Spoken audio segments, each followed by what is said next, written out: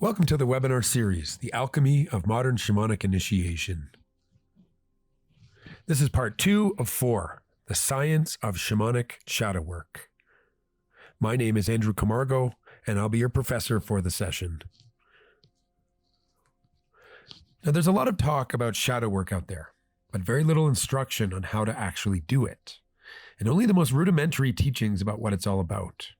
By its very nature, the subject requires us to go deep. And ironically, it's hard to find teachings that go beyond the surface. The material out there about shadow work is at best the equivalent of a high school level curriculum. This webinar will present the equivalent of a university level curriculum. And more than a webinar about shadow work, this is a webinar about shamanic shadow work. And more than being about shamanic shadow work, this is a webinar about the science of shamanic shadow work. There's a real science to this work, and you're about to learn all about it. So today, in this deep dive into the science of shamanic shadow work, we are going to spend a lot of time studying the guiding spirit of this mysterious process from a shamanic perspective, as in a spirit that we can learn to ally with in order to do this work effectively, a shamanic ally. And we will look at how shadow work fits in with the process of shamanic initiation specifically, and the journey of self-knowledge and spiritual evolution in general. And in addition to studying shadow work from a shamanic perspective, we'll also dive into the wisdom of alchemy and the ancestral wisdom of the European Renaissance alchemists, who were real experts in the subject and have recorded tremendous secrets of effective shadow work, of the science of effective shadow work in their arcane teachings, which we will start to decode today. And finally, after we've studied the guiding spirit of shamanic shadow work, and we've consulted the alchemists for their wisdom on the subject, we'll end by getting very practical. And I will show you how you can actually do this shamanic shadow work that we've been talking about. As with all my webinars, this one is designed with a mythical 3-act structure. Act 1, departure. What is shamanic shadow work? Act 2, descent, the guiding spirit of shamanic shadow work. And Act 3, return, how to do shamanic shadow work. Okay, ready? Act 1, the departure. What is shamanic shadow work? In order to answer the question, what is shamanic shadow work, let's first clarify what we mean by the adjective shamanic. In part 1 of this 4-part webinar series, I presented you with a concept of what I call a shamanic individual. So what makes an individual shamanic? A shamanic individual is a messenger, a medium, a mediator between this world, the material world, the cultural world, the consensus world, and the other world, the spiritual world, a mediator between these realms. A representative of the spiritual world to the culture, and of the culture to the spiritual world. One who stands in between. And one becomes a shamanic individual through a process called initiation. And in part 1, I went into more detail about this archetypal process. So what actually happens during this initiation process? Let's just do a quick review of the anatomy of the psyche that we covered in part 1, where I dissected the initiation process. So first of all, you have an ego, and that's not an insult. The ego literally means your I am. You have an individuality. It is the extent of your self-awareness as a unique individual. Where your self-awareness ends, your ego ends. But that is not the end of your total being, and that's where this next part comes in. So the ego, think of the ego as the conscious awareness at the center of your being. But your ego is embedded within your soul. In the 20th century, the soul came to be called the psyche. This is where the field of psychology comes from. The soul came to be called the psyche. Now your soul or psyche is partially conscious and partially unconscious, and some would say largely unconscious. So think of the area surrounding your ego and what your ego is embedded within as your psyche. In the more personal regions of your soul, closer to your ego, closer to the scope of your consciousness, you have, at least to the extent to which you're aware of them, your desires, your sufferings, your dreams, your traumas, your karma, your neuroses, your complexes, your inspirations. But in the transpersonal regions of your soul, you have the archetypes of the collective unconscious, which I consider the building blocks of your higher self. And you also have my favorite archetype, the shamanic archetype, which I go into detail in various of these webinars, basically all the webinars, and especially in part 4. Part 4 goes into great depth about this, the science of the shamanic archetype. So you have these collective archetypes of the collective unconscious in the transpersonal regions of your soul, and all manner of latent magical and spiritual powers. And this is where shadow work comes in, because when the shamanic initiation begins, this transpersonal area of the psyche can become activated, and suddenly you're having to deal with all these new powers, this new knowledge, new energies, and this is an integral part of shadow work. So the shamanic impulse lives in the collective unconscious of humanity. It's found in the transpersonal regions of the soul. That's why I say it's universal. But most people don't access it, because normally there is what I call an ego soul threshold, or an ego unconscious threshold. This sets the limits of your consciousness and self-awareness. This creates a division between what we call your conscious and your unconscious, your consciousness, your conscious ego, and your unconscious psyche. It's a threshold. So imagine a threshold. Now, usually the first stage of any initiation is the breakdown of the ego, but not the healthy ego, the breakdown of the immature, uninitiated ego construct. And I call it a construct as opposed to an ego per se, because it's usually kind of empty inside. It's a construct, but it's not necessarily illuminated or permeated by the spark of your true I am. A lot of the times it's something we've inherited from our society, something that has been conditioned into us, something we've inherited from our parents. It's a mask that we put on, whether we realize it or not. But usually the first stage of any initiation is the breakdown of this ego construct. And this corresponds to the archetypal shamanic dismemberment. And we have a vivid picture from Alex Gray about the dismemberment, literally the whole body being ripped apart, even the intestines and the organs, everything being ripped apart. Imagine that this is the first stage. Doesn't this look appealing? The first stage of the shamanic initiation, this is happening to who you thought your ego was. So the uninitiated ego construct, imagine it's like a cage that is holding the spark of your I am, what I would call your spirit, captive. It's the ego, like I said, that you've inherited, or it's the ego that is uninitiated. So it's not founded in the truth. It's not founded in the spark of your spirit. Think of it as an illusory ego, the ego of the world of illusion. So in order for initiation to take place, this cage must be broken. The breakdown of the uninitiated ego construct is triggered by some sort of crisis. And we spoke about crisis in part 1 and the essential role that crisis plays in shamanic initiation. So this crisis can be considered the trigger of the shamanic awakening. Invariably, a shamanic awakening begins with a crisis or a serious illness, even a brush with death. So why does crisis trigger a shamanic awakening? Because crisis breaks down the ego-soul threshold. The ego-soul threshold. Crisis whittles it down until the ego-soul threshold bursts. And the ego awareness spreads and sprawls into the depths of the soul, which were normally previously unconscious. So this can happen as the effect of an existential crisis, depression, personal tragedy, illness, trauma, extended quarantine, loss of job, loss of security, a near-death experience, a psychedelic experience. In all cases, the ego-soul threshold breaks down. Then two things happen. The first thing, the spark of I am awareness is freed from the uninitiated ego construct that was acting like a cage and is plunged into the unconscious territory of the soul body, of the unconscious psyche, the underworld of your own psyche. The spark of I am awareness descends to the underworld of the soul and activates the slumbering forces of the unconscious psyche. I've said in a previous webinar, what you look at gets animated with consciousness. So if you take a torch into the basement, you will see the basement will come alive and everything that will start reacting to the light. It's like the sleeper awakens when the torch of I am consciousness descends to the underworld of the soul. So I like this alchemical engraving. This to me in the center is dark in the center. But here you see the sun, which in this case would represent the spark of I am awareness emerging out of the center. And when it emerges out of the center, it starts to illuminate the rest of the psyche. And when it shines a light on it, it starts to activate it.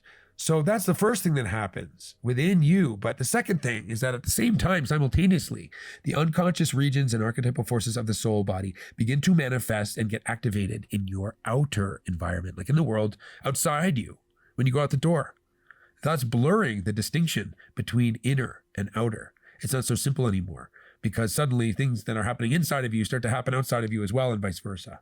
You simultaneously descend into the mysteries of your soul by going inward, like through dreams, through creativity, through active imagination, through introspection, through journaling, diving into the mysterious depths of your own being.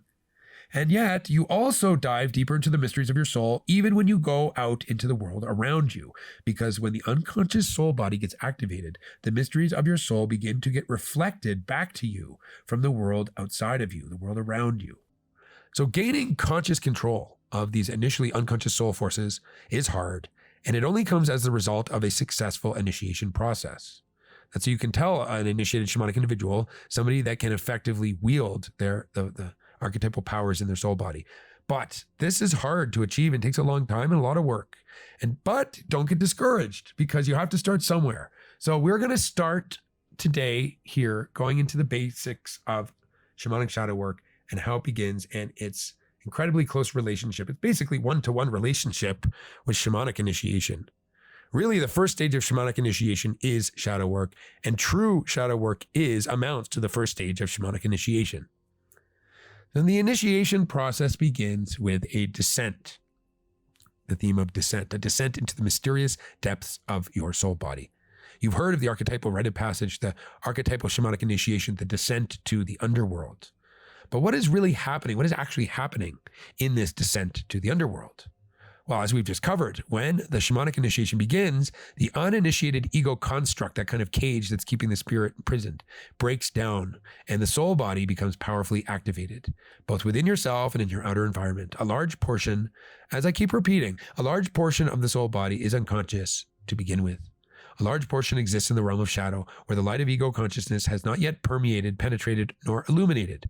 So, this descent to the underworld is actually a conscious descent into one's own shadowy and largely unconscious soul body. And here is the key thing to understand.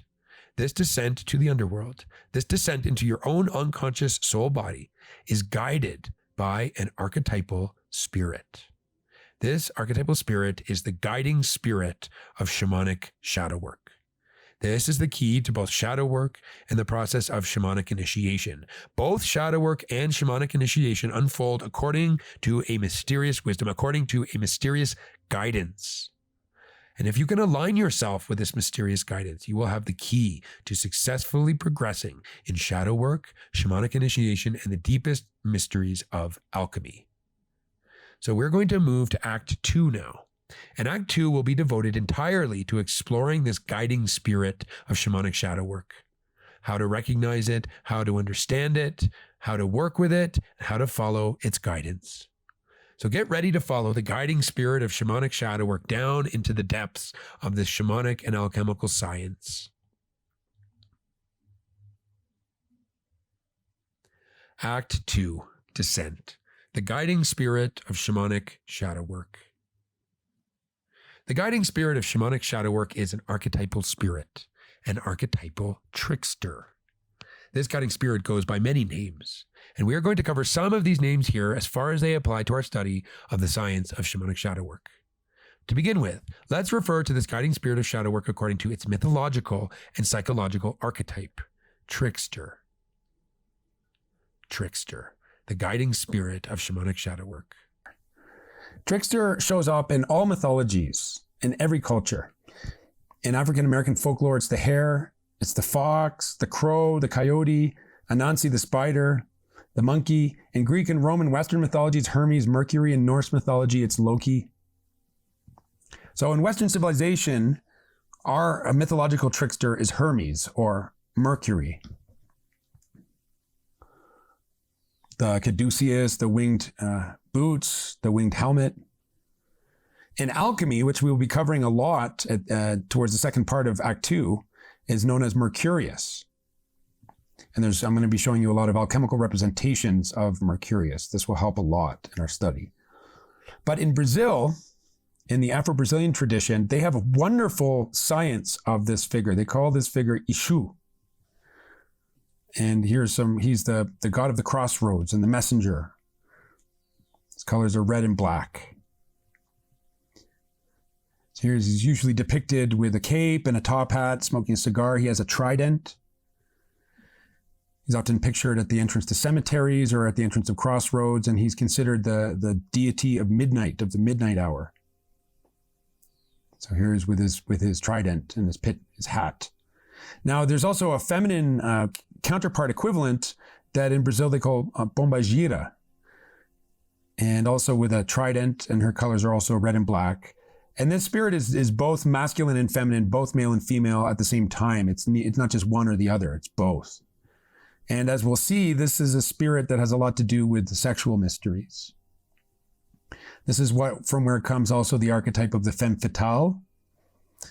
So here you see these kinds of visual representations of this feminine trickster spirit. Often pictured also at the entrance to cemeteries or at the crossroads, often, holding a skull or a trident or even a serpent. So Ishu and Pombagira in Brazil, which is where I have a lot of my training, is a kind of sacred couple, a trickster couple.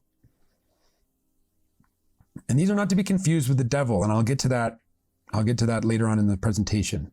But this is a sacred pair, Ishu and Pombagira. And I just show this because Brazil has a highly refined kind of study of this spirit, a real shamanic science behind this spirit. Ishu and Pombagira, these are the guides of the underworld. This is from the film Cabaret. And this shows Ishu in the figure of the host and Pombagira in the figure of the dancers and I guess in this film, they're prostitutes. But they're entertainers, really. So there's the Ishu figure, the host, and with he's welcoming people to the cabaret. And this really captures it, I feel. This movie really captures this trickster guide. So it's this trickster guide who meets you at the crossroads, at the edge of your normal everyday world, at the entrance to the mysterious underworld. So he's like the guardian of the entrance to the underworld and also the one who guides you deeper into it. The trickster guide that lures you deeper into the mysteries of the underworld and the mysteries of your own shadows. So if you didn't know any better, you'd consider this trickster guide a real devil. Now, by the end of this webinar, you will know better. So to begin with, we're going to study this trickster in terms of shamanism and to come to understand it as the first and most important shamanic guide and spirit ally that you need to have in order to actually do what I'm calling shamanic shadow work. And at the same time, we're going to study this trickster in terms of alchemy, because alchemy, as we will cover later, is Western civilization's occult science specializing in shadow work. And this spirit, called Mercurius by the alchemists, is the key to all the mysteries of the transmutation and illumination of the soul, or as we can also call it, the psyche. So throughout this Act 2, I'll be approaching the guiding spirit of shamanic shadow work in terms of both shamanism and alchemy. First, we'll approach from an archetypal approach to shamanism. In the previous webinar, in part 1, we laid the foundation for approaching shamanism as an archetypal impulse. So, shamanism and shadow work. As far as shamanism is concerned, this archetypal trickster is the key to all successful, fruitful, transformative shadow work, the essential shamanic ally and spirit guide to all shadow work. In order to undertake shadow work in the first place, it is necessary for us to become acquainted with this spirit and, moreover, to learn how to work effectively with it, to form a conscious working relationship. Without an alliance with this being, genuine shadow work is impossible. It is the master guide of the whole process. So let's learn how to work with this guide, the guide of shadow work. This figure is the guide of shadow work because it mediates between the ego and the unconscious psyche, and actually guides and initiates the ego deeper into the unconscious psyche. It is the mechanism by which the unconscious psyche becomes conscious. So how do you recognize this guide? And when do you encounter this guide? You encounter this guide always, every day, in an infinite variety of ways, always taking a different guise, and yet always the same archetypal trickster presence. But there are certain territories where this trickster guide becomes especially active. For example, when you arrive at a crossroads in your journey. when you are faced with a defining decision that will change the course of your life depending on the path you choose. When there are at least two paths in front of you and you need to choose only one at the expense of the other. The crossroads. And you see here Ishu, a representation of Ishu at the crossroads. So which path you take when you are faced with a crossroads will depend on what is going on in your unconscious soul. This is where this trickster comes in. In that moment where a decision needs to be made, a voice will sound from the depths of your soul. Take that path. This guide at the crossroads is the messenger of the unconscious.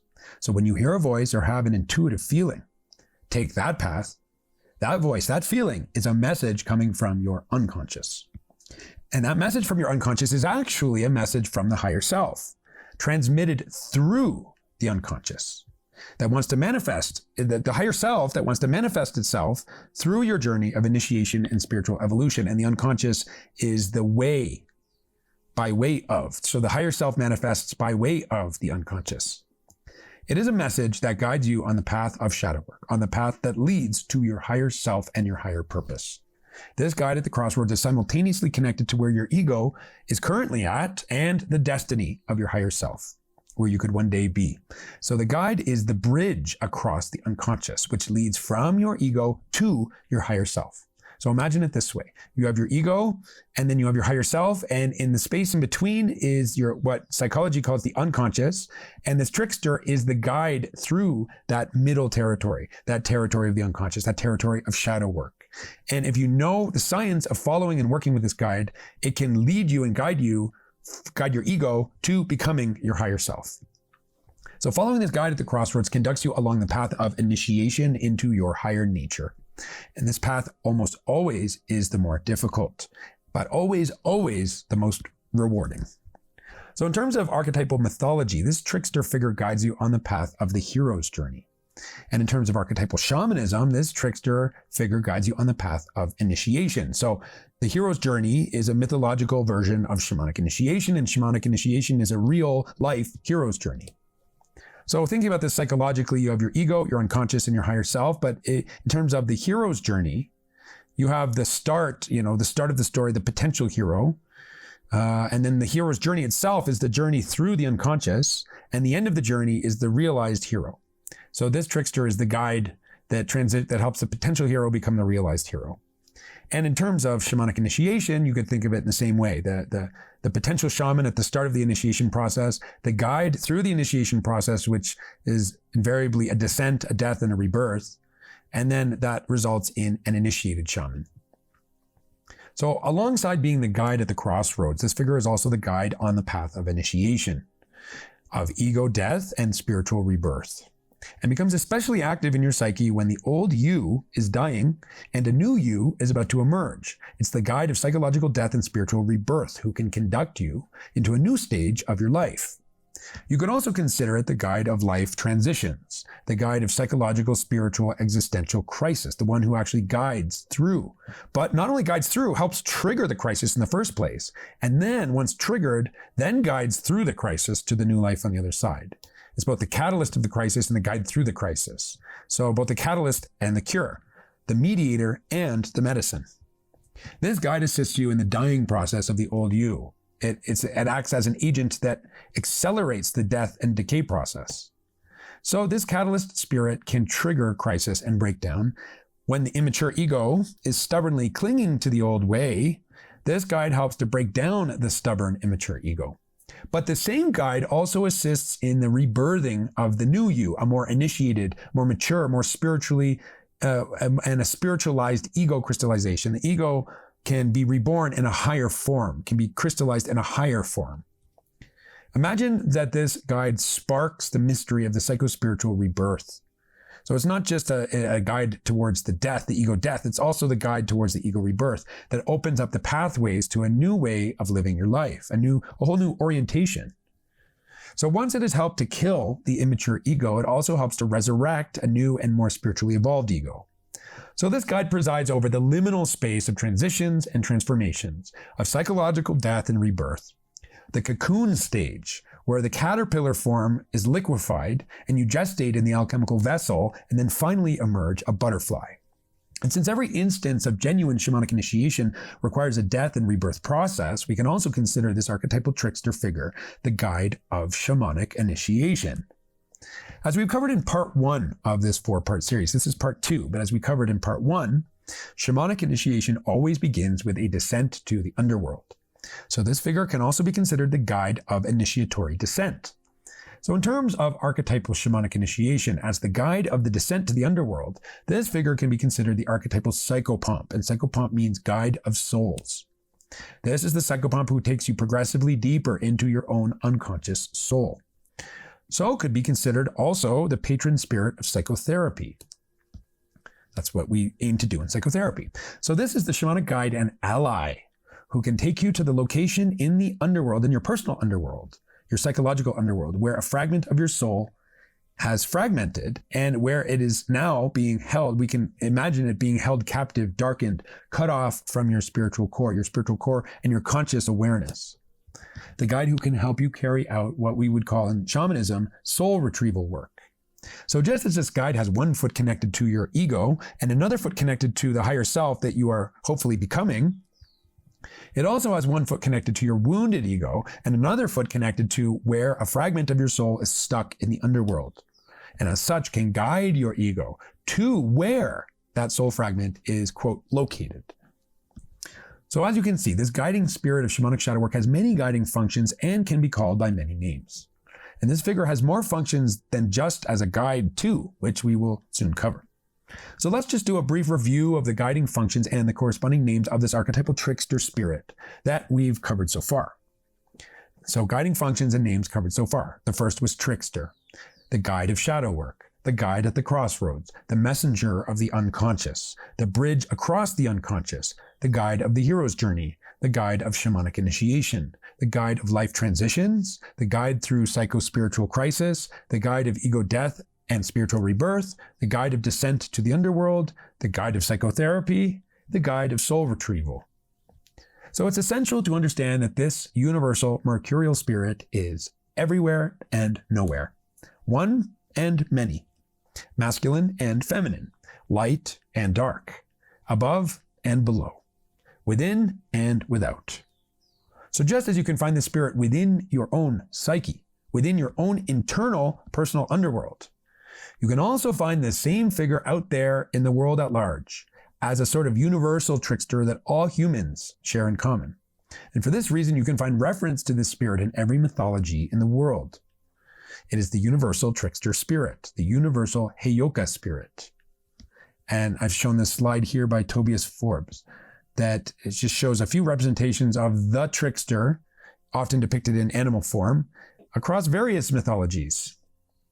So this same inner guide or psychopomp is also the archetypal trickster simultaneously within your psyche and at the same time out there in the world, shared by every human being as a universal trickster god archetype. This is the trickster spirit who orchestrates synchronicities, projections, sexual chemistry, humiliations, disappointments, comeuppance, irony and ironic situations, happy accidents, and unhappy reversals to your best laid plans. When an unconscious shadow in you is drawn to an unconscious shadow in a friend or enemy or lover, you have this mercurial spirit to thank for the shadow magnetism at work. And likewise, when your sexual kundalini energy is overpoweringly attracted to the sexual kundalini energy in another soul and a potential lover, this same trickster spirit acts as the mediator of the sexual magnetism at play. He's the mediator of sexual attraction. He or she, he and she. So this could be considered the spirit of sexual magnetism, the force that attracts two people to each other, the spirit who inspires the state of becoming, quote, horny. I mean, I laugh at this, but think about where this word being horny comes from. Well, here's a clue. When you look at the ways that this spirit is depicted or drawn or represented in art or stories or mythology, it's not uncommon for it to be depicted with horns. With the horns. The horny spirit, often with a pitchfork, but this pitchfork is a symbol, we see in Brazil, the Exu and Pombagira spirit, they have a trident. But in our culture, that's been diabolicalized. In sort of North American culture, it's been diabolicalized. So this is not depicting the devil. This is depicting the feminine aspect of this mercurial trickster, who is a spirit of sexual magnetism. So it's important to understand that this single spirit is neither male nor female, but somehow both. It's a shapeshifter who can appear as the object of one's desire, regardless of your own gender, and regardless of what gender you're most attracted to. So for a hetero guy, it can manifest as a sexually attractive woman. For a hetero woman, it can manifest as a sexually attractive man. If you're gay, it's basically just the embodied in what you are attracted to. And it's the shape-shifting presence that is always shape-shifting to embody the object of desire.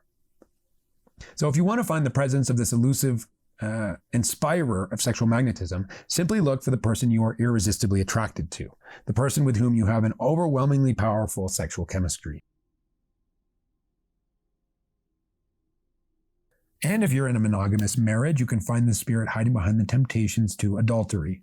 That devil of desire who is threatening to destroy your marriage, who seems to embody the very qualities that are lacking in your marriage bed.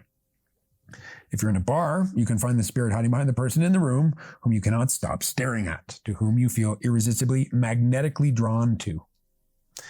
So this looks like a picture taken in Brazil, where they have more of a sensibility for the spirit. You can see here an Ishu with his top hat, and he's kind of, looking direct. And there's this woman who's inspired by Pombagira.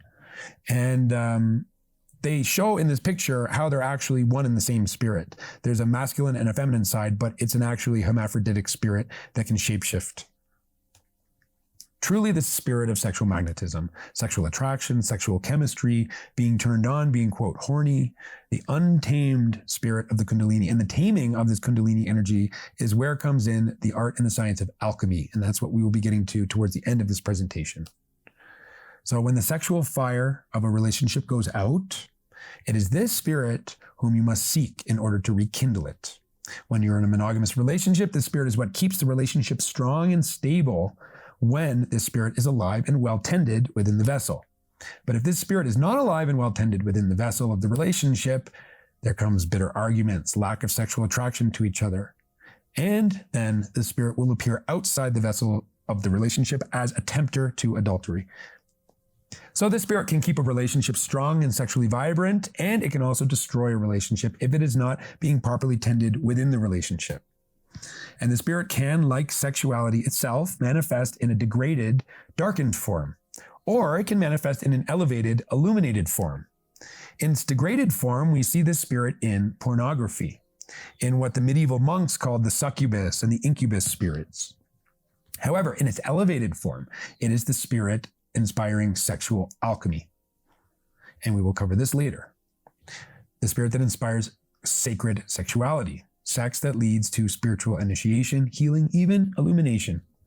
The spirit that can initiate us into the vast mysteries of sexuality and the relationship between sexuality and spirituality. Like I said, we will be getting into this more later. But this spirit is so multifaceted that it is not merely related to sexual magnetism. It is the spirit that weaves positive magnetism, magnetism of attraction on the one hand, and negative magnetism, magnetism of repulsion on the other.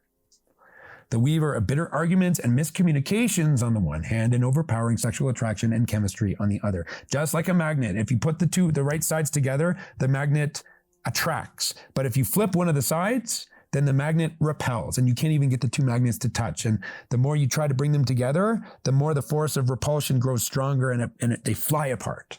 That's what this spirit does. It is the magnet. And the alchemists considered it the magnet, the mercurial magnet. So this spirit, this archetypal trickster, guides by virtue of the principle of unconscious magnetism. Without consciously realizing it, you are guided by this spirit into situations that magnetically resonate with something in your own unconscious shadow, your own psyche. So you see how this trickster can guide shadow work? It forces you, it doesn't force you, it lures you into confrontations with people who are resonating with the things you are repressing in yourself. Giving you an opportunity, if you recognize the opportunity, giving you an opportunity to become conscious of this repressed shadow psyche stuff. So this is also considered, this guide, this spirit is also considered the guide of travelers. Both, travelers in the outer world as an orchestrator of synchronicities, of open pathways, of blocked pathways, but also the guide of travelers of inner worlds as the orchestrator of both psychological blocks and psychological breakthroughs. The orchestrator of synchronicities and open pathways on the one hand, the orchestrator of bad luck and blocked pathways on the other. The one who both opens the path and blocks the path. And whether it opens or blocks your path depends entirely on you.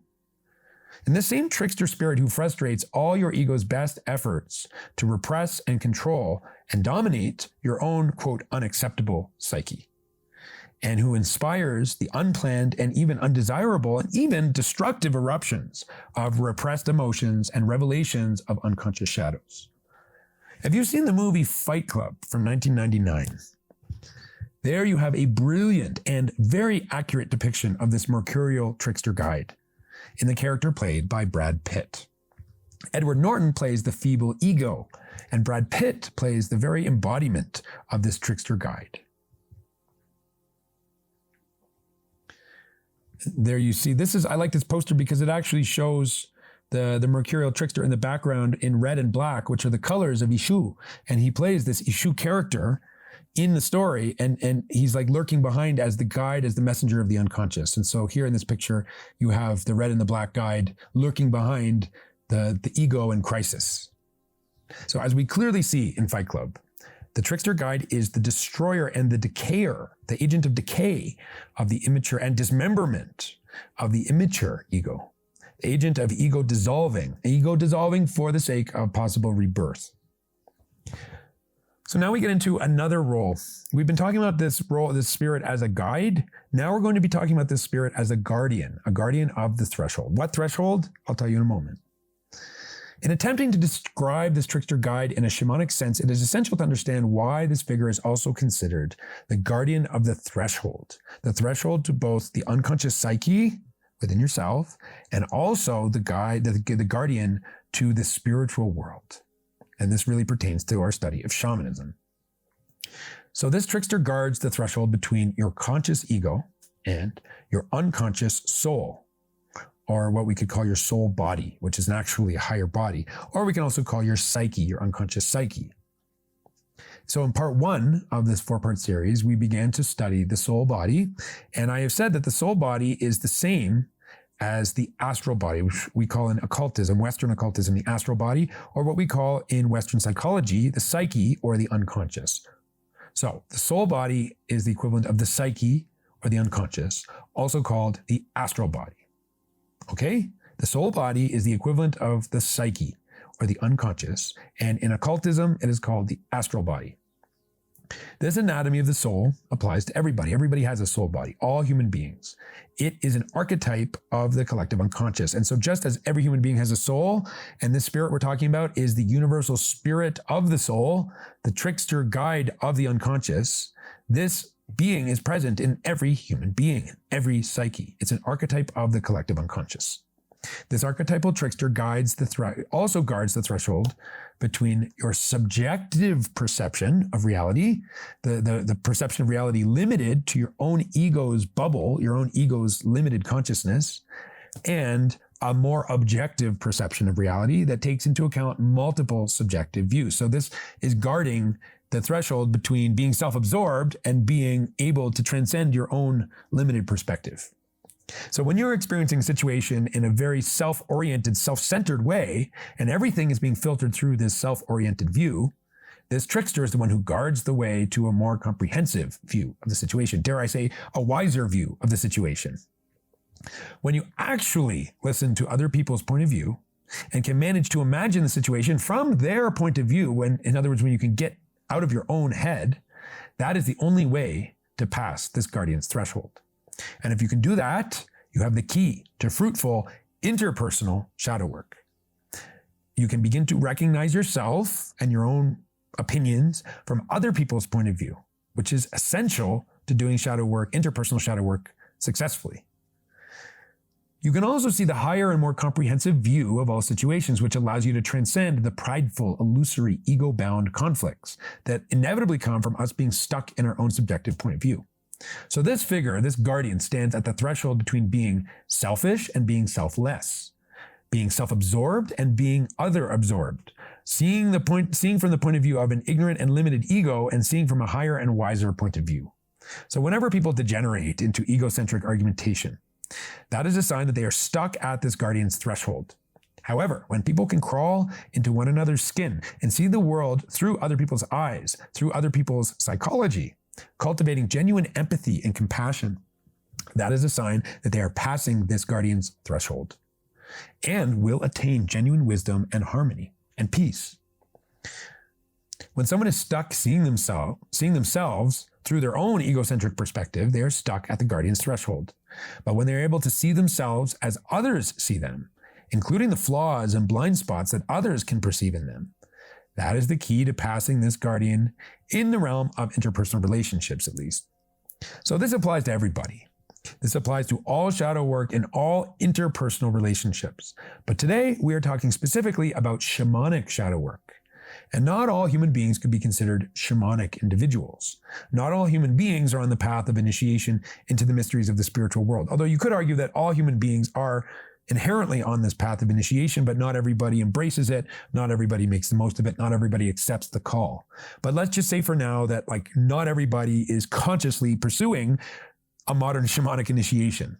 You are here because you are. So I'm going to be speaking now about the shadow work that you need to be doing as a shamanic individual.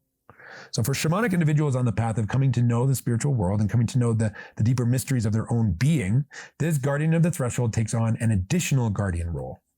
For shamanic individuals who are on the path of coming to know the spiritual world, this trickster guardian also guards the threshold between your subjective inner reflection of the spirit world, your subjective inner reflection of the spiritual world, which is contained within your soul body. Your soul body is a mirror of the spiritual world that reflects the spiritual world, but it changes based on your own psychology. So how the spiritual world is reflected in you is altered by your own personal psychology.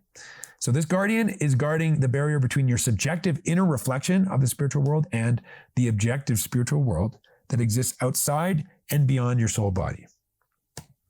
So as we covered in Act 1 of this webinar, when we begin on the shamanic path and we enter into a non-ordinary state of consciousness and go on a shamanic journey, in almost all cases, we are going deeper into our own soul body. The human soul contains unfathomable depths and mysteries, most of which are still unconscious. We are diving into the mysterious depths of our own soul and finding there the personal reflection of the spiritual world being reflected by our soul. But we don't necessarily realize that that we're actually just seeing a reflection of the spiritual world. We might think we're actually seeing the objective spiritual world. We don't necessarily realize that the subjective condition of our soul body, or the state of our psyche, will determine the manner in which the spiritual world is reflected back to us. If our unconscious soul holds a lot of fear and trauma, for example, it would naturally reflect the fearful and traumatic aspects of the spiritual world. If our unconscious soul harbors a lot of pride and hubris, it would naturally reflect the parts of the spiritual world that are likewise proud and full of delusional hubris. The condition of our soul body determines the nature of the spiritual world we first encounter when we begin on the shamanic path. And it's very important to really understand this when we begin on the shamanic path. Otherwise, we will be vulnerable to delusions and complete lack of discernment to interpret our experiences. But there comes an important moment in the initiation of the shamanic individual, a very crucial moment when the individual actually passes beyond the subjective reflection of the spiritual world, when they pass this guardian and enter into the objective spiritual world, the spiritual world itself. In order to pass from the inner subjective reflection to the actual objective spiritual world that exists outside your psyche, you need to pass this guardian of the threshold.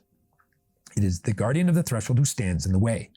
This figure guards the entrance to the objective spiritual world. So not only does he guard the entrance to the underworld, remember when you're in your kind of illusory ego and you're about to dive deeper into your soul body, this figure guards the entrance deeper into your unconscious soul body.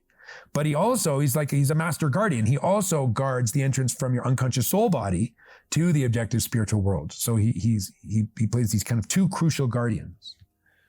This figure is omnipresent. So he's involved, she is involved in every aspect of guarding, your entrance into the spiritual world. He guards the first stage of your entrance into the subjective reflection of the spiritual world and guards the entrance to the objective spiritual world and is omnipresent at every stage along the way and in between. This figure is omnipresent in the subjective reflection of the spiritual world. He's there at every stage of your journey through your own unconscious soul, and is ultimately who you must pass in order to cross into the spiritual world that exists independently of your soul, outside of your soul, beyond your soul. Yes, it's true. You do contain a microcosm of the universe within your soul. And there's great mysteries behind that. But don't forget that there is a macrocosmic universe outside your soul also. This guardian of the threshold is the key to not confusing the two, not confusing the inner and the outer, the microcosm and the macrocosm. You contain much inside of you, more than you realize. But despite how much you contain inside of you and the unfathomable depths inside of you, there is still much more outside of you that you still don't know about. So this guardian ensures that we are aware of our own shadows before we are permitted to cross over into the true higher realms of the spiritual world, from where the divine spiritual forces of creation emanate, where the real angels and archangels and the real masters are. So we can see wisdom in this threshold. If you don't understand the science of the threshold guardian, you would dive into your subjective reflection of the spiritual world, aka your own soul, and confuse it with the objective spiritual world. And this would utterly destroy your discernment and invariably lead to charlatanism. How could you possibly have discernment when you can't tell the difference between your personal shadows and the actual spiritual beings that exist outside your psyche? In order to pass this guardian of the threshold, you need to be completely dedicated to self-knowledge and shadow work, and not just like knowing your shadows, but actually transforming your shadows. So how does this figure guard the threshold between the inner self and the outer spiritual world? By acting as a shadow mirror. A shadow mirror. This is the opening scene from Cabaret, and it begins with a mirror, a twisted, distorted mirror, and the host, who's like the Ishu character, who's the Hermes character, who's the trickster character, or the messenger character, or the guide. He appears in this distorted mirror, and then he smiles mischievously, and then the camera pulls back, and then you see him there. And then he begins his song. So this is beautiful. And the movie also ends. This movie is great to study shadow work, by the way. It really ends. The movie ends with the same thing, with the image of this trickster host in the distorted mirror. So imagine that this figure is a mercurial shapeshifter, and she always shapeshifts to reflect back to you the parts of your own soul body that you are not yet conscious of. The mirror of the unconscious, which reflects the contents of your unconscious to your conscious awareness. The mirror of the unconscious.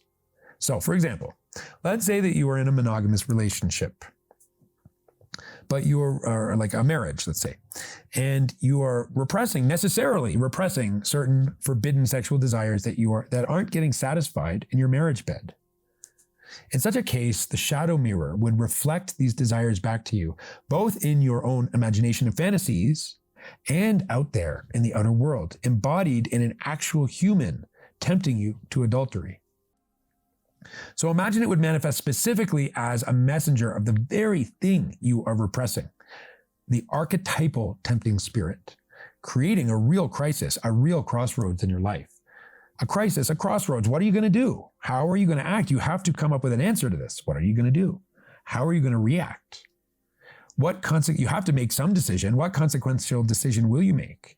Do you follow the temptation, or do you resist the temptation? Do you deny your desire? Either way, it will trigger a crisis and force you to make some sort of decision. Or to give another example, let's say that you're repressing a great deal of fear about something specific.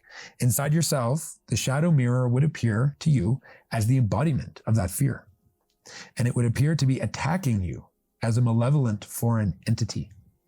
If you were to make a shamanic journey into your personal underworld, this shadow mirror, this guardian threshold, threshold guardian, would appear as a sort of fear demon who actually attacks you, your ego, and blocks your way, preventing you from proceeding deeper into yourself.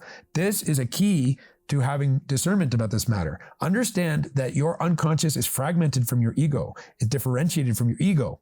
And this threshold guardian shows you what you're repressing in yourself. So if you were to make a shamanic journey into your own personal underworld, these unconscious fragments you would encounter outside of your own awareness, and they would seem to be attacking you. But they're actually parts of your unconscious that are attacking your ego. So in this way, this quote, fear demon would prevent you from proceeding further into your unconscious until you have developed enough courage and strength to deal with all that lays beyond the guardian's threshold, what lays beyond the fear. So these so-called fear demons are actually, if you know how to work with them in the right way, helping you and protecting you and inspiring your development and inspiring the development of more courage and strength. So in this way, it's preventing you from proceeding until you have developed enough courage and strength to proceed. And at the same time, this omnipresent trickster spirit would influence your relationships with the outside world, right? Because as above, so below. It's within you and it's outside of you. It's in your individual psyche and it's in the psyche of the collective unconscious. So it would influence your relationships with the outside world by magnetizing you unconsciously to situations in the outer world that bring you face to face with the thing you fear most. In this way, the archetypal psychopomp is constantly guiding you to confrontations with your own repressed psychic contents. It's like the law of unconscious attraction. Or we could call it the law of shadow magnetism. So the law of shadow magnetism, essentially, unconscious shadows in one individual will be magnetized to similar or compatible unconscious shadows in another individual. This makes sense, right? But if you don't understand the science of shadow work, it's easy to imagine how this trickster could be confused with the devil. Imagine the very embodiment of the forbidden desire that is threatening your marriage. If you're sincerely committed to be faithful to your spouse, such a temptation would seem like a diabolical torment. Imagine the very embodiment of your worst repressed fears. Such an embodiment of fear would seem like an evil demon that you would naturally want to run away from. So, if you didn't understand that this trickster is actually the greatest ally of self-knowledge and spiritual evolution, you might be tempted to regard this messenger of the unconscious as the devil incarnate. But it is only the devil for those who stubbornly resist and flee from shadow work, who insist on repression and fragmentation in place of illumination and unification. Because this trickster makes repression very difficult to sustain. This shadow work reflects back to us the parts of our soul body that we need to integrate into our consciousness in order to be more whole, in order to be one step closer to our higher self. This is the essence of shadow work. And this figure is a guardian of the threshold between the subjective spiritual world and the objective spiritual world. The spiritual world that actually exists out there, outside of your soul, of which you are just one citizen amongst billions and trillions of other sentient beings. So yes, you contain a universe inside yourself, but do not confuse that universe inside yourself with the universe outside yourself. The universe inside yourself reflects the universe outside yourself, but the key to discernment is being able to sort out what is the universe inside yourself, what is the universe outside yourself, and not confuse the two. If you do not approach this guardian in the right way, you can mistake this guardian for an external being that has no apparent relation to your soul. And if that happens, you will not be permitted to pass into the objective spiritual world, which any true shaman needs to be able to do. Spiritual discernment becomes impossible. But here's the catch. In such a situation, you most likely will not realize that you are being blocked from the real spiritual world. And instead, like I said, confuse your subjective reflection of the spiritual world with the objective spiritual world itself. You could end up doing, now imagine in the case of shamans or would-be shamans, you could end up doing, quote, extraction work on people, apparently to remove, quote, dark spirit attachments. And it could turn out that you're actually trying to remove unconscious fragments of their own soul, which they need, actually, quite the opposite. They need to phase, transform, and then integrate into their greater totality. If you are confusing unconscious fragments of your own soul with external entities or demons or dark spirits, then certainly you would also confuse unconscious fragments of other people's souls for external entities, and you would be like a dysfunctional shaman and actually end up doing harm. You would fall into shamanic fantasy that would only leave people more confused, more fragmented, more darkened. And they would need to seek out another shaman to undo the damage that the charlatan shaman has done. So without doing the shadow work that allows you to pass the guardian of the threshold, you would not be able to properly interpret your own shamanic visions, experiences, or journeys, nor the experiences and visions of others, although people should actually interpret their own visions, but you would not be able to interpret the experiences of others. Nor would you be able to distinguish what you yourself are bringing into the spiritual world and how you yourself are unconsciously determining and shaping and influencing what you are experiencing in this so-called spirit world. You would not be able to see how you are unconsciously molding your own fantasy version, your own facsimile of the real spirit world. If you have a lot of fear and trauma in your unconscious soul body and you attempted to journey into the spirit world, you would likely find a world filled with fear and trauma.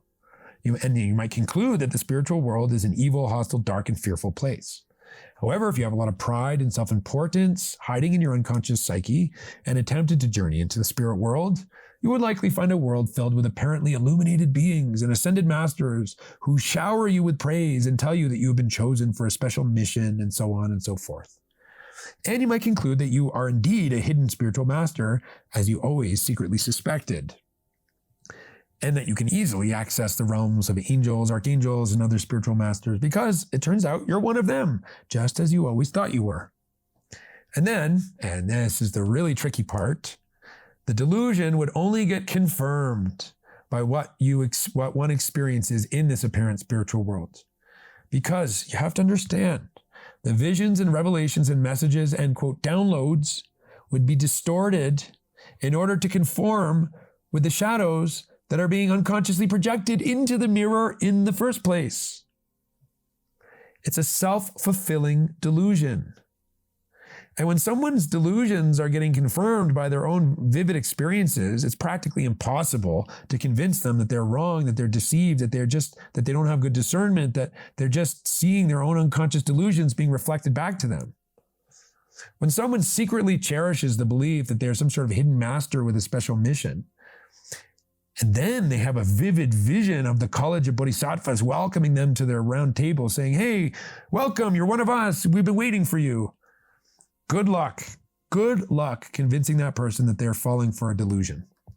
The vision would be so vivid, so real seeming. Without understanding the science of shadow work, the individual would not even consider to doubt it. So you can imagine how dangerous and problematic it is for people who are not trained in shadow work to approach the spiritual world prematurely. They would get tied up in delusions and it would be very difficult for them to unravel themselves later on. So this is how the journey of charlatanism begins. You can see how a proper understanding of this guardian of the threshold is the key to cultivating spiritual discernment, right? If you don't know about this science of shadow work, it's impossible to cultivate good discernment about these experiences that shamanic individuals have in non-ordinary reality, in non-physical reality, in supersensible reality. How could you possibly work in shamanic capacity for others when you can't even discern your own shadows when they're staring you in the face? So a great deal of the science of shamanism involves learning the appropriate way to work with this divine trickster spirit, this shadow mirror. And every authentic shamanism in the world must deal with this archetypal threshold guardian. This is why I have the audacity to speak about an archetypal shamanism. That's why I have the audacity to teach about shamanism as an archetypal phenomenon, because regardless of the tradition, every approach to shamanism must reckon with this spirit. This is a universal spirit that applies to every manifestation of shamanism. Any shaman who claims to have nothing to do with this archetypal trickster, you can't trust them, because they're either lying to you on purpose or they are unconscious and unaware of this essential relationship. And on the other hand, if the shaman has an inappropriately close relationship with the trickster, and this is a very tricky situation, because it's necessary to form an alliance, but it's also very possible and all too common to form an overly enthusiastic alliance. There's a very delicate way that this alliance needs to form in order to do shadow work properly. So, on the other hand, if the shaman has an inappropriately close and inappropriately enthusiastic relationship with this trickster, chances are also good that you'll find an amoral or immoral sorcerer who has, it's almost like a cliche now, who has serious issues around sex and money and also power. But those who run away from this trickster with a self-righteous moral pretension, like, I only work with beings of light, and who arrogantly judge this trickster as dark or evil or the devil, they will be robbing themselves of the highest wisdom and condemning themselves to hypocrisy and blocked pathways. So it is crucially important for shamanic individuals to educate themselves about the science of shamanic shadow work, which is what you're doing here. It's what you're doing right now listening to this. So if you regard this figure as the devil, you are only robbing yourself of the highest treasures of self-knowledge and fruitful shadow work. And in the end, the prospect of actually incarnating your true higher self, because shadow work is essential and is the way to incarnate your higher self. And I will talk more about this later on in this webinar. So here's an example of how important it is to maintain the appropriate attitude to the encounter with the guardian of the threshold, the shadow mirror, the trickster. Let's say that you are repressing, let's say you have a violent temper, naturally, but you're repressing it.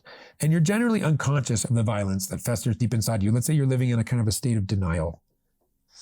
And so much of your psychic energy, and more than you actually realize, goes to repressing this violence that so much that you're actually tired all the time. And you don't know why you're tired, because you don't know the anger that's inside you, nor do you know how much energy is going to repressing this anger. So you're tired all the time and you don't know why. If you were to make a shamanic journey inward to your personal underworld to unravel why you're tired all the time, you would likely encounter this kind of anger demon, like I said in a previous example, which seems to be attacking you. If you don't realize that this is actually your own unconscious anger that is attacking your repressive ego, you might make the mistake of thinking that you're being attacked by some sort of external demon spirit. And if you think this, you would end up doing the opposite of effective shadow work. Instead of recognizing, integrating, and illuminating it, you would reject it, judge it, and distance yourself from it at all costs, which would only darken the anger and aggravate the anger and make it more angry and antagonistic with your ego, which would require even more energy to repress, which would make you even more tired.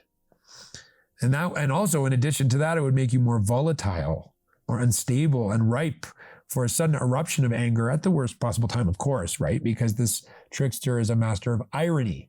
So the eruption would come at an ironic time, at the worst possible time for such an eruption. Like you were giving like the keynote speech at a conference on how to maintain peace at all times in your life. And then you would end up like having an eruption of anger on somebody who asks you a question. I'm sorry, that's just a silly example off the top of my head, but this kind of dynamic of irony that happens when you repress.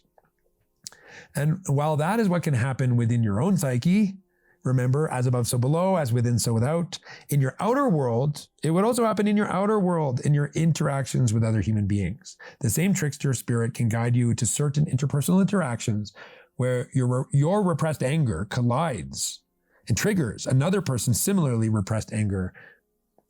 It's mutual shadow magnetism and mutual shadow catalysm.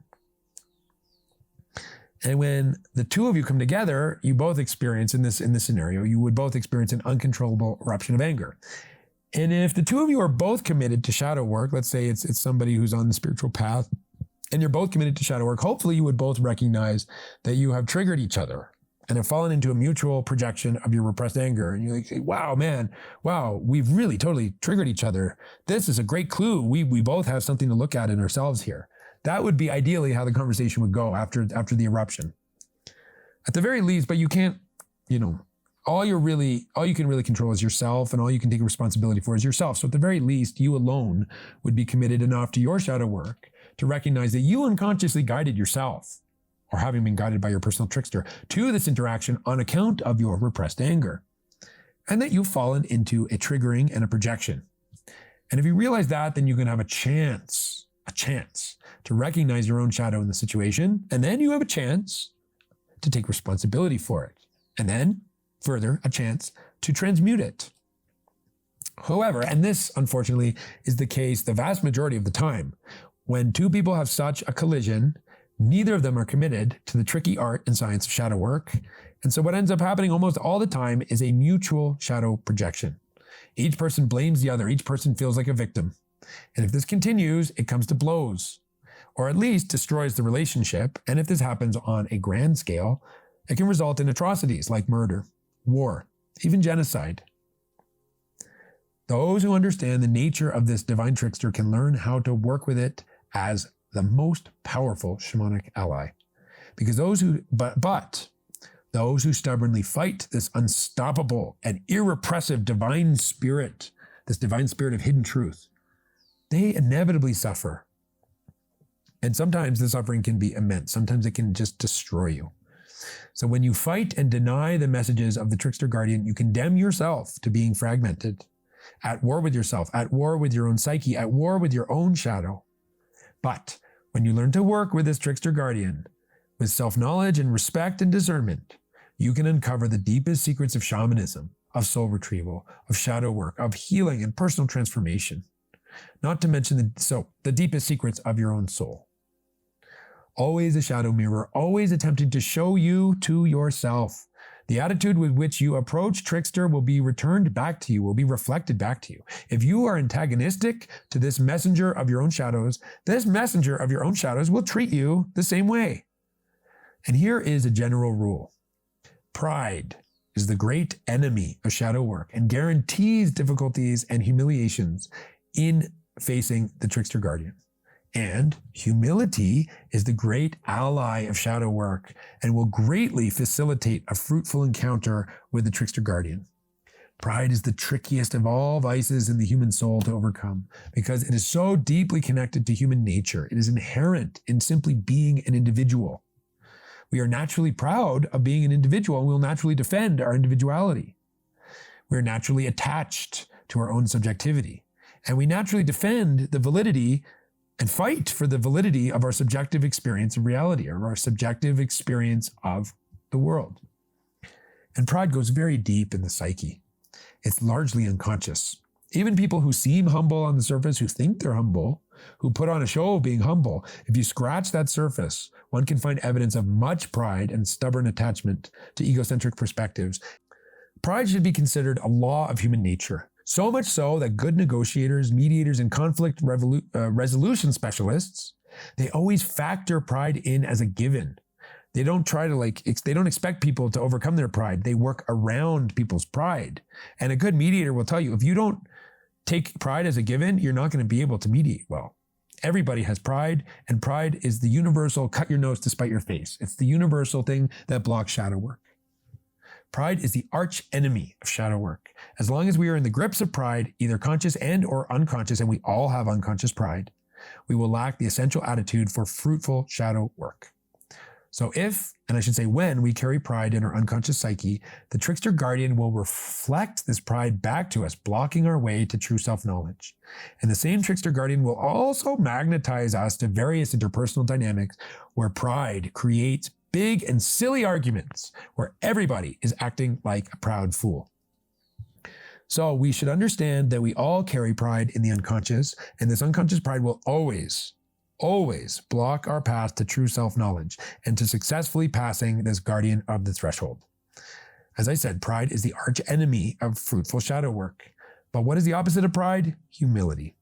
Humility, true humility, is the greatest ally to shadow work, but true humility is rare. Many think they're humble, but in their unconscious, they still cherish a great deal of pride. Have you ever seen two, quote, spiritual people get into an argument about who is the more humble? Who begin their statements with, I respect your point of view, but, and then after the but, they proceed to trash your point of view.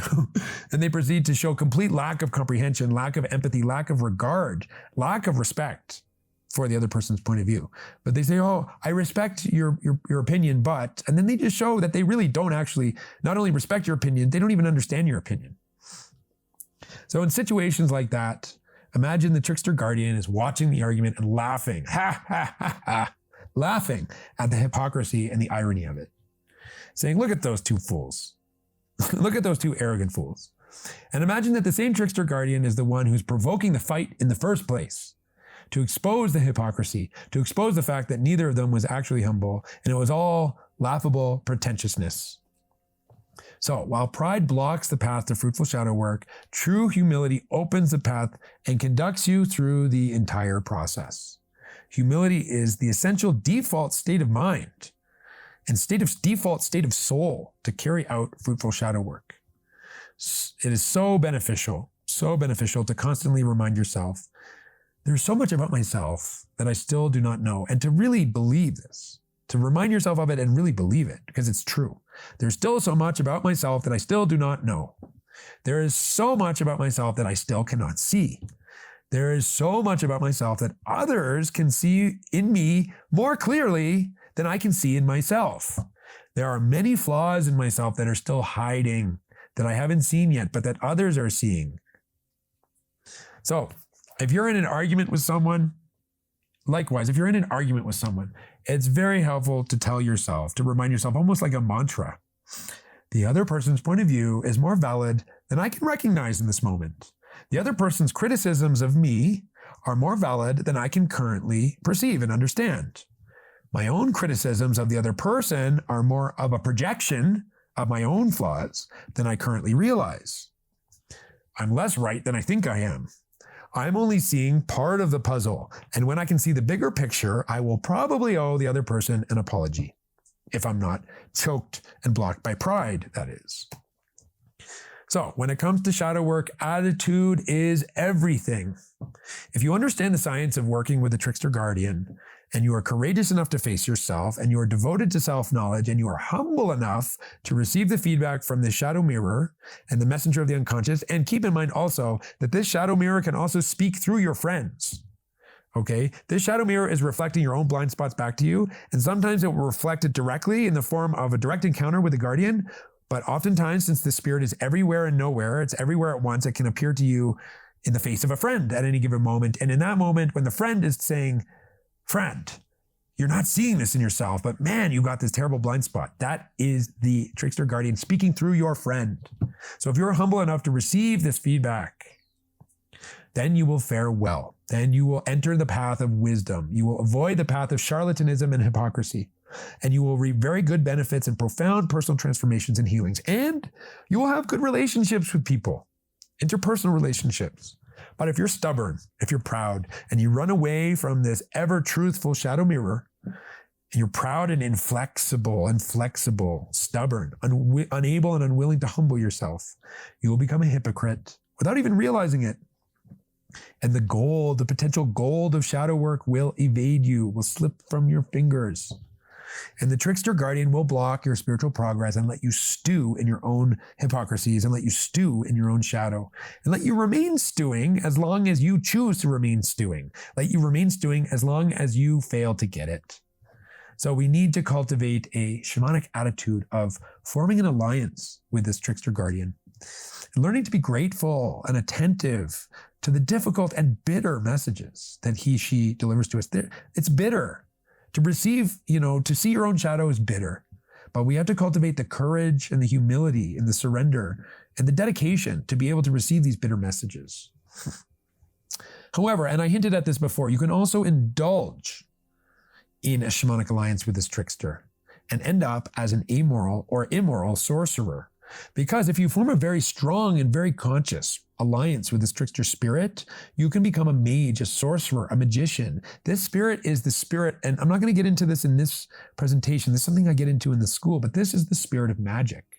This is the spirit that coordinates as above, so below, as within, so without. So if you do some work on this spirit within yourself, then you can project the spirit outwards and coerce and influence your environment. This is the spirit of sorcery as well. So if you enter into too much of an immoral relationship and an overly enthusiastic alliance with the spirit, you can become a kind of amoral or immoral sorcerer, magician. So it is essential for a shaman to do shadow work and to understand this science of shadow work. And today it happens to be 2022. And in 2022, it has never been more important to do shadow work. Because just as here we were talking about the science of transmuting and illuminating your shadow, there is also, and this is something I teach about a lot in the school as necessary for us to understand, there is also a corrupt, evil, and inverted version of this same science, this same alchemy. And this inversion, that's the basis of black magic. The black magic that we are facing today at a global scale. So it could be considered inverted shadow work or inverted alchemy or weaponized shadow work or weaponized alchemy. So the same principles are at play and the same spirit, the same trickster spirit, the same Mercurius spirit is at play. but is being deliberately applied in an exactly inverted way to achieve the opposite objective, the opposite end.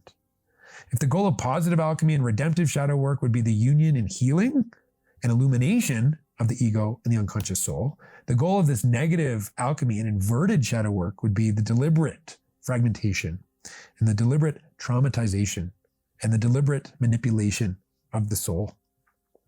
Whereas shadow work, positive shadow work, leads to the withdrawing of projections and the radically taking responsibility for one's own unconscious soul content, this inverted and kind of evil shadow work leads to the weaponized projection of unconscious soul content, which further leads, these weaponized projections further leads to the persecution and the scapegoating of those onto whom one is projecting.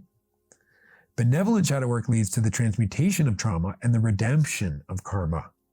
Malevolent shadow work leads to the creation of more negative karma and the perpetuation of increasingly horrific trauma. So the principles of this evil inversion of shadow work are very important for us to understand because they're being systematically deployed against all humanity at this moment in history. If you study the science of shadow work and understand how to use it in a positive way, then you gain discernment about how it is being used at a grand scale in a negative way at this exact moment in time right now.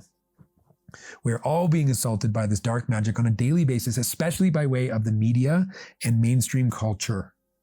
In order to defend ourselves against it, we would do well to study the positive manifestation of shadow work. What we're talking about here in this presentation, the positive science of shamanic shadow work, and to engage earnestly in it. Engaging earnestly in positive shadow work acts as an antidote. It acts as the anti-venom for this dark sorcery and a shield that defends us against it, because the dark magic relies on exploiting our unconscious shadows in sorcerous ways. If we are not doing our shadow work, we will be vulnerable to this dark magic. We will have many hooks for this dark magic to take hold in our unconscious. Our unconscious will be vulnerable to being manipulated. However, if we are working earnestly to illuminate our shadows, to become conscious of them and then illuminate them, we can earn the greatest degree of immunity from the sorcery. Unconscious shadows that are being worked on cannot be so easily exploited by dark magic. So it is necessary to understand these mysteries. And within the School of Modern Soul Science, students learn the positive art and science of shadow work, and this gives discernment and capacities for spiritual self-defense against black magic.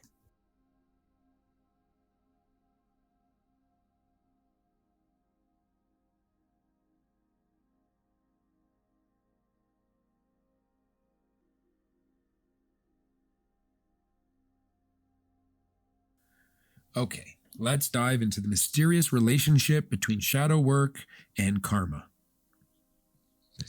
The messenger of karma. There are numerous ways we can describe this elusive guiding spirit, and there are numerous names we can also use, and we've used a number already. We've used trickster and guide of shadow work and guardian of the threshold and shadow mirror, to name the major ones. We can also use the term messenger. Messenger of the unconscious we've already used. Messenger of the shadow we basically used. The messenger of what's being repressed. Messenger of what demands to be made conscious. The messenger of what needs to be healed, illuminated, integrated in order to proceed.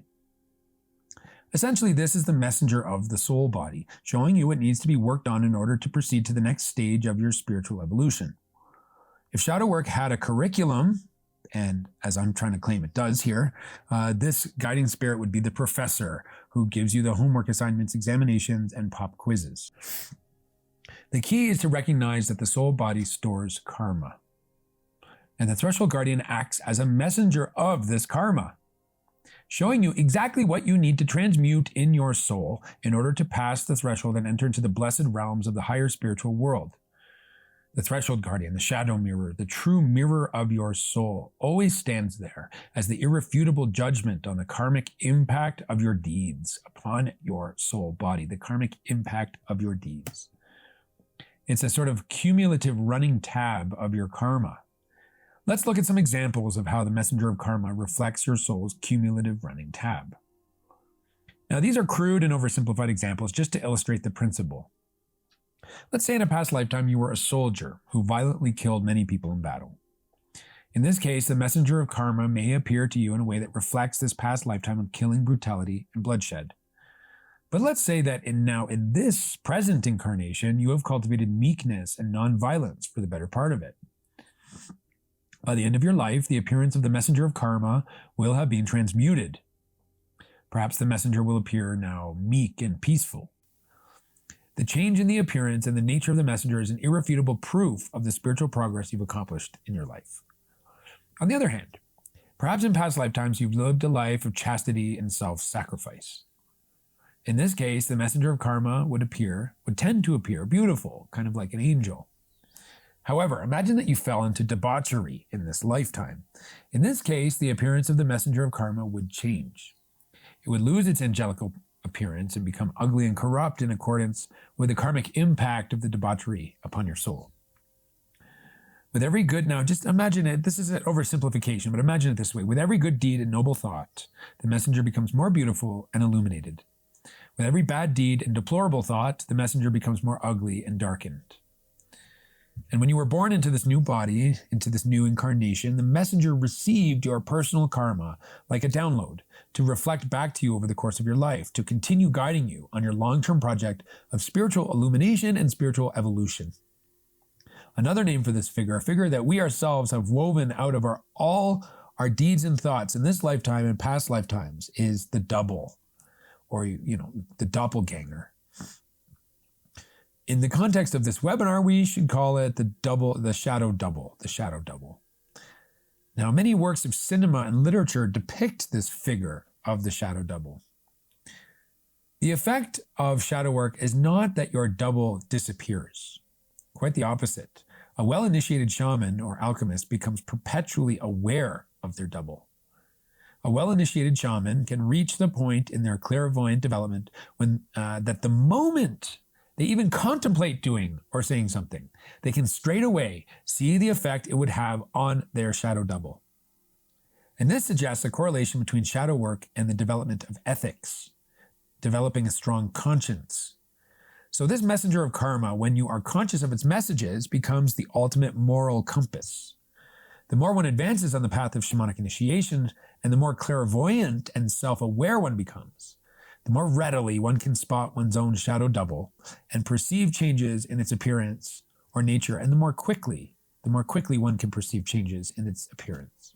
And if the shamanic individual is conscious of the double, they have an opportunity to snap out of it before it's too late, before it is acted upon. And it's even possible to develop one's shamanic clairvoyance to such an extent that one can even perceive the double of others. Now, this is rare and a very powerful clairvoyance to have. If you reach this point where you can perceive the double of another person, you can essentially perceive the karma of that person and also essentially read their mind and perceive their secret thoughts and desires, because you would see their secret thoughts and desires being reflected in the double. Now, this degree of clairvoyance is very rare, but I have personally worked with shamanic elders who have already developed to this level, so I know it exists. And let me tell you, one feels extremely naked in the presence of such clairvoyance because you cannot hide anything. You suddenly realize that they're seeing your thoughts. And yeah. So in the future, it's rare now, but in the future, more and more people will attain this degree of clairvoyance. This is an indication of the direction in which we are evolving. And this science of shamanic shadow work that we're studying here is the path to developing such high levels of clairvoyance. So we're talking about here the first stages on the path of developing clairvoyance that continues to the very highest levels of seership and shamanic capacities. And at these more advanced stages of initiation and alchemical work, the shamanic individual gets faster and faster at perceiving the karmic impact of deeds and thoughts on the double. And eventually gets to the point where the perception is so immediate or so nearly immediate that the double ceases to be a conscience that judges after the deed, kind of like a punisher, and becomes instead a source of warning, a genuinely faithful messenger of conscience who can actually prevent you from doing a deed that would harm your soul if you respond in the right way. It is actually possible to get to the point in shamanic shadow work where the double warns you before you've actually carried out and acted on the harmful deed, acted out the harmful deed. Because in this scenario, as soon as you would think about doing something, you could immediately see the effect of the thought on the appearance and the nature of the double. In this way, the double, the faithful messenger of karma, can actually act as your guardian angel and as the voice of your higher conscience. It could even save your life. So in the earlier stages of shamanic shadow work, this double is forced to play the role of condemning you for past deeds, showing you the actual karmic toll that your deeds have already taken on your soul. But the goal is to get to the point where you have become so clairvoyant and self-aware that the same double becomes more of a guardian of your conscience and a protector of your soul by warning you when you are about to do something that would do harm to yourself and others and be like a negative check on your karma. So as the messenger of the soul body, this guide has many messages to give you because the soul body is very complex. It is an inexhaustible well of mysteries. And as we've indicated in Act 1, the soul body contains not only your personal shadows, but also transpersonal shadows, shadows from past lifetimes, shadows from your ancestors, shadows from your civilization, shadows common even to the entire human race. And this shadow mirror also reflects these transpersonal shadows as well. We have spoken of this messenger of karma as the mirror that reflects the running tab of your soul's evolution. Much of the time, honestly, people recoil in horror upon encountering the true face of their karma. Most people are mercifully unconscious and spared from beholding the karma that has been incurred in past lifetimes.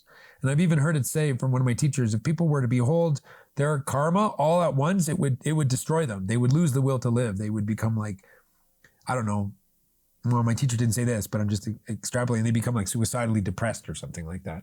So in a way, it's being concealed from us for good reason, so that we can live our life. However, once we choose to embark on this path of shadow work, the guardian of the threshold, the messenger of karma, starts to reveal our karma to us in small increments so that we can step by step transmute it. Those on the shamanic path are more in touch with their karma, their past life karma. But precisely for this reason, those on a shamanic path are the very ones who must courageously face their karma from past lifetimes and take it upon themselves to transform it here, now, in this lifetime. So for this reason, those on a shamanic path who run away from this encounter with the messenger of karma, thinking it to be some sort of dark entity or foreign spirit or negative intrusion, are making a tragically foolish mistake. Let's give an example. Let's say that in a past lifetime you fell deeply into black magic. This shadow mirror would be likely to appear to you as a sort of evil black magician. But in this lifetime, let's say you're committed to white magic or healing or just benevolence. Then naturally, when you encounter this black magician in your own psyche, there would be a strong temptation to recoil in disgust. But you would merely be recoiling in disgust upon seeing the true reflection of your karma. You must realize that you yourself would be responsible for creating that black magician that the messenger of karma is now showing to you. The only way forward is to take full responsibility for having created the hideous specter that is standing before you. And moreover, to take full responsibility for the epic work of transforming it, in this example, from a fallen black magician into a redeemed angel. So the messenger of karma, being a faithful mirror of the soul body, also reflects the transpersonal karma in which your soul is embedded. For example, as I'm sure you're painfully aware already, people in general, and shamanic individuals in particular, receive the unhealed traumas of our parents. Traumas engrave themselves into the soul body, and unless the trauma is transmuted through things like shamanism, alchemy, initiation, healing, then the trauma gets passed on to the next generation. Now, spiritual materialists, people who take true spiritual concepts but overly materialize them, they claim that the trauma gets written directly into your DNA. Actually, trauma gets written directly into your soul body first. Then your soul body imprints it upon your etheric body, and then the etheric body imprints it upon the physical body. So there's this whole science of imprinting. This process of imprinting, which is essential knowledge in the science of shamanic initiation, it gets covered in depth in part 4 of this 4-part webinar series. This is only part 2. So I'm not going to go into how imprinting works now, but it's important to understand. So chances are very good that you've received traumatized imprinting on your own soul body from your parents. Without intending to, without realizing they're even doing it, your parents have passed on their own unhealed traumas to you. And this has influenced the appearance of your threshold guardian. So, built into this figure of the guardian of the threshold, this messenger of karma, is also the face of the family karma that you have inherited, your karmic inheritance. And if you know the science of shamanic shadow work, you will understand how this is actually a great opportunity. Because while it may feel like a great burden to receive an accumulation of your family's unhealed traumas, through the science of shadow work, you have an opportunity to heal, illuminate, transform, to ultimately redeem the same accumulated trauma. The guardian of the threshold is the key to helping you to accomplish this redemptive alchemy. The same guardian is who passes the accumulation onto you. And yet the same guardian is also who gives you the opportunity to completely transform this accumulation. And when you do this, it creates a sort of chain reaction of redemptive healing back through your family line. The trauma stops with you. But more than that, the trauma is redeemed through the shadow work that you do on yourself. Just like the trauma gets accumulated with you, it works in reverse in the same way. If you transmute the accumulation in you, it ripples back in time. But the shadow work goes deeper still. Remember, this messenger of karma is also the guide of the descent to the underworld. And as we covered already, your personal underworld takes you through your own shadows, deeper into the shadows of your ancestry. When you understand the trauma your parents passed on to you, you will quickly realize that their parents passed trauma onto them, and their parents passed trauma onto them. Trauma is like an unbroken chain, with pain and suffering and soul fragmentation being passed on from generation to generation. And this guiding spirit of shadow work is the key to healing and redeeming this ancestral trauma. It is the guide of the underworld descent who can take you back through this chain of trauma, all the way back. Remember what we said at the beginning of this act 2. This guide of the underworld descent is also the guide of soul retrieval.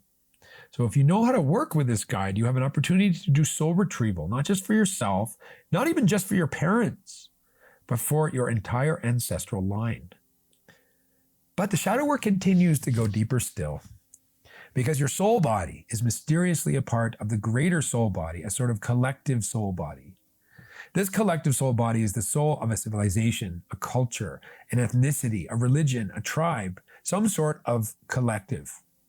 For example, your ethnic group has a soul group, and along with it, a group history and a group karma. Your religion has a group soul, and along with it, a group history and a group karma. Your nation state, the country that you live in, also has a group soul, and along with it, a group history and a group karma.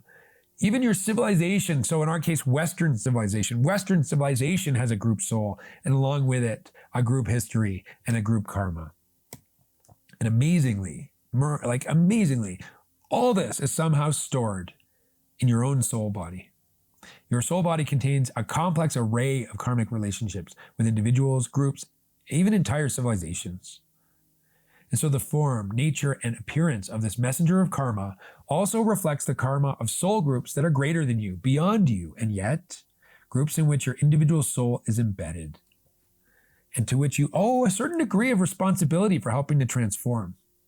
And these responsibilities to the karma of these larger soul groups is somehow embedded into your own shadow, and it's embedded into your own curriculum of shadow work that begins to unfold when you learn how to follow the guidance of this messenger spirit.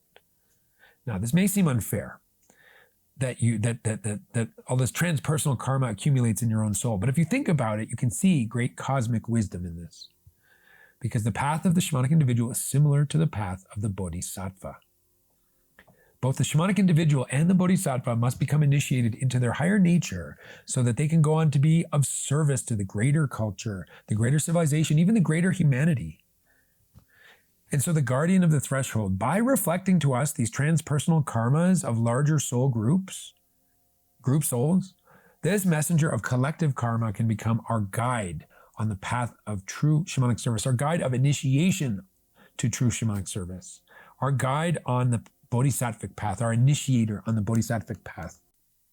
As you continue to follow the guidance of this guiding spirit of shadow work, you discover that you are now being guided deeper into your mission of shamanic service.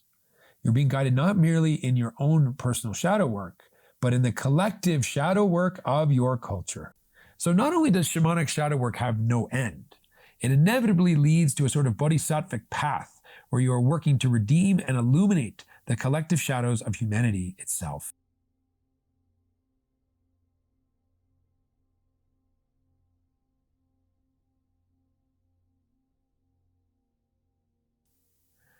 So, we're reaching the end of Act 2, and we're going to end Act 2 by talking about alchemy. And this is really where our study is going to pay off, because this is where we really get into the secrets of what to do, how to do shadow work, because it was the alchemists who were the experts in shadow work. Alchemy, if properly understood, can be considered an expression of the shamanic impulse in Western civilization, and also a genuine lineage of Western ancestral shamanic wisdom. If we consider shadow work to be inherently shamanic wisdom, and we consider shamanic wisdom to be something that ought to be passed on in an unbroken chain from our ancestors, our elder shamans, then we have in alchemy and in the teachings of the alchemists an authentic tradition of ancestral shamanic wisdom, specifically with regard to the mysteries of shadow work. So there's some confusion about who the alchemists were and what they actually did. This confusion comes from the fact that they were occult scientists who wrote in esoteric code language and passed on their teachings through esoteric art and symbolism that needs to be decoded. In this presentation here, I'm going to cut through the esoteric veil and explain how the doctrine of alchemy can teach us how to carry out the highest levels of shamanic shadow work. The essential thing to know and understand about the alchemists is that they were specialists in what we're calling shadow work. Alchemy is the art and science of transmuting the psyche, transmuting the soul body in order to give birth to the higher self. Alchemists were the experts in shadow and working with this guiding spirit of shadow work that we've been talking about. And they have left behind a vast body of teachings about the subject. So we've been focusing on the guiding spirit of shadow work. We've used the terms trickster and guardian of the threshold and shadow mirror, among others. The alchemists, on the other hand, they had a specific name for this figure. Mercurius. Mercurius. Here's a 16th century or 17th century colored engraving of Mercurius. Here's the same image has been painted differently. Mercurius. Alchemy can be summarized as the art of transforming Mercurius. Everything revolving around first capturing Mercurius in the vessel of transformation and then transforming Mercurius from a sort of devil figure into a sort of angel figure. And Mercurius was and is and always will be notoriously difficult to capture in the vessel. And if you understand that Mercurius is this same trickster guy that we've been talking about, you can understand what the alchemists meant when they complained about how difficult it was to capture Mercurius in the vessel. After all, think about it. How hard is it to capture your own unconscious shadow? How hard is it to see your own blind spot? How hard is it to recognize your own unconscious projections? How hard is it to get a mastery over your sexual energy? So Mercurius is considered the central symbol of alchemy. It is the subject of alchemical transmutation, what gets transformed, and also the means by which the transmutation takes place, the transformative spirit itself. Mercurius is the universal agent of transformation in the soul. The alchemists considered it also the divine spirit hidden in the depths of matter. The light of nature, they called it the soul of the world, they called it the anima mundi, the very spirit of life which must be released from matter in order to make the philosopher's stone. Thinking of this in terms of shadow work, Mercurius would be considered the light in the darkness, the gold that through effective shadow work you can rescue from the darkness of the unconscious psyche. The implications of this are immense. It means that the light of spirit is hidden in the shadows of the unconscious.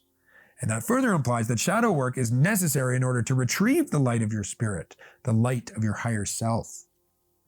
So, there is certainly no bypassing shadow work on the spiritual path. The path to attaining the higher self runs directly through shadow work. The higher self cannot be attained without shadow work. Mercurius is present everywhere and at all times during the alchemical opus. She is the dark underworld guide at the beginning, and also the triumphant illuminated completion, which would be the equivalent of the guardian of the threshold who has been successfully transformed, illuminated. So Mercurius is simultaneously the first stage of shadow work, the thing that needs to be transformed, the reflection of the ongoing transformation process, and the means by which the psyche is transformed. Although Mercurius has many, many symbolic representations, perhaps the fundamental symbol would be the Ouroboros, the serpent that eats its own tail. Ouroboros. As the spirit present in the human psyche that generates shadow work, that guides shadow work, that brings about the process of self-knowledge and self-transmutation, Mercurius devours itself and spits itself out, kills itself and generates itself again, the Ouroboros. As the spirit that guides and inspires shadow work, Mercurius both dissolves the ignorant ego, the ego that is not integrating the shadow, not integrating the soul, not integrating the unconscious, and also solidifies the wise ego, the ego that has managed to integrate the shadow into the greater wholeness. So Mercurius is lethal to the ignorant and unself-aware ego, but the source of power and integrity for the ego that is devoted to shadow work. For this reason, the alchemist called Mercurius both poison and panacea. Whether he, she is poison or panacea depends entirely on your attitude towards this spirit, your attitude towards shadow work. Those who flee from their shadow, who flee from their own karma, for those who do that, Mercurius is a tormenting devil that they will never be able to escape. To those who seek true self-knowledge and alchemical illumination of their true self, Mercurius is a holy spirit of truth and revelation, and the gatekeeper to the temple of sublime wisdom and divine mysteries. So the alchemist cultivated this attitude of reverence towards Mercurius, while always appreciating that this same spirit could be both destructive and creative, both the source of illness and the source of healing, the source of death and the secret of eternal life. And so the alchemists were certainly scientists of the soul, and should be considered a uniquely Western manifestation of the universal shamanic impulse. And it is they who cultivated the science of Mercurius to a very high degree. Not only were they scientists either, they were also artists. Alchemy can be considered both a science and an art. It's an occult science, but it's also called the royal art. So the alchemists have left us many wonderful visual representations of Mercurius. Have a look at a small sample of alchemical art depicting this spirit. As you look at this mysterious art, please keep in mind a few themes. 1. The alchemist transforming Mercurius. 2. Mercurius transforming the alchemist. Again, the Ouroboros. And also the theme of mediation, Mercurius mediating between the ego and the unconscious shadows. And the theme of union, mediating the union between conscious and unconscious, the union between light and dark, between masculine and feminine. So here's a colored, these were all wood cuts that were black and white, but they've been colored by Adam McLean, the modern alchemist from the Alchemy site. Thank you, Adam McLean, for giving me permission to use these images. So here we have the mercurial dragon eating its own tail. Again, the mercurial dragon swallowing its own tail. Here we have the mercurial serpent wrapped around the individual who's in a grave. So this theme of how Mercurius can kill the immature, slay and devour the immature ego. And we see this in Fight Club. This is a kind of like alchemical representation of what the movie Fight Club is all about. Here you have this serpent that actually splits up into 3 heads with the sun and the moon sitting on top of it. And here you have, I love this image because it really captures Mercurius in many ways, the complexity of this spirit. And again, I like this one, especially because the face in the middle is black. So this would be like the shadow mirror aspect of it. Here you have a winged Ouroboros within a vessel and the fire, and there's a dragon within the Ouroboros. And then on top, there's another Ouroboros with a pelican plucking its own breast and bleeding and feeding its young ones. Here again, you have the Ouroboros, but you have the stages of the work corresponding to the planets and the metals: Mercury, Mars, Venus, Jupiter, Moon, Sun. And then on top is Saturn, and the Ouroboros is sitting on Saturn. Saturn is both at the top and the bottom. And so you see here how the Ouroboros on the Saturn Ouroboros on the top, and then the Saturn key at the bottom, that implies that the Saturnian Ouroboros is the key to the whole work. Here you have a Masonic alchemy before the Freemasons were infiltrated and corrupted. This comes from, I think, the 1600s, maybe the 1700s.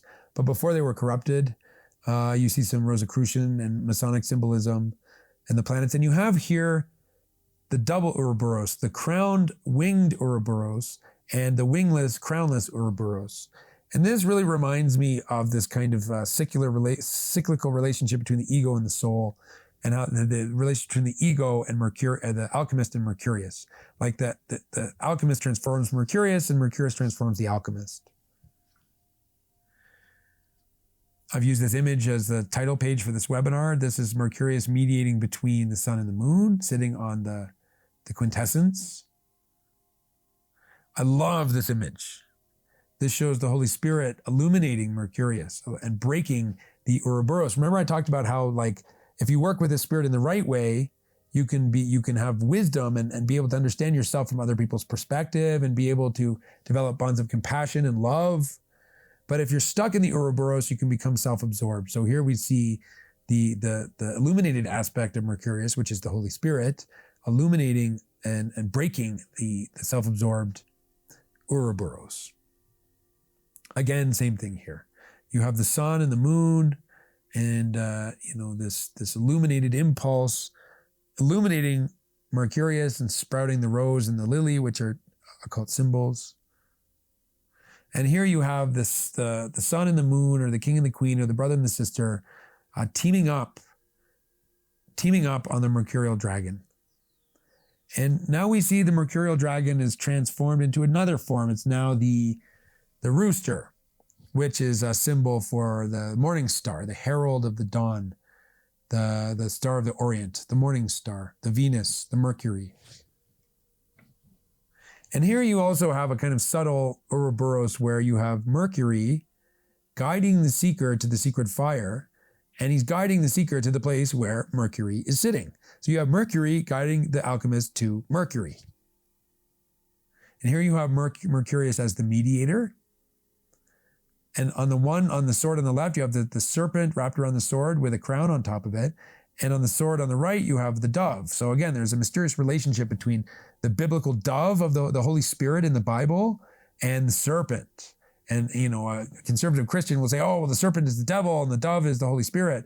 But an alchemist or a shaman should understand better that there's actually a mysterious relationship between the serpent and the dove and the Holy Spirit, the mystery of the Holy Spirit.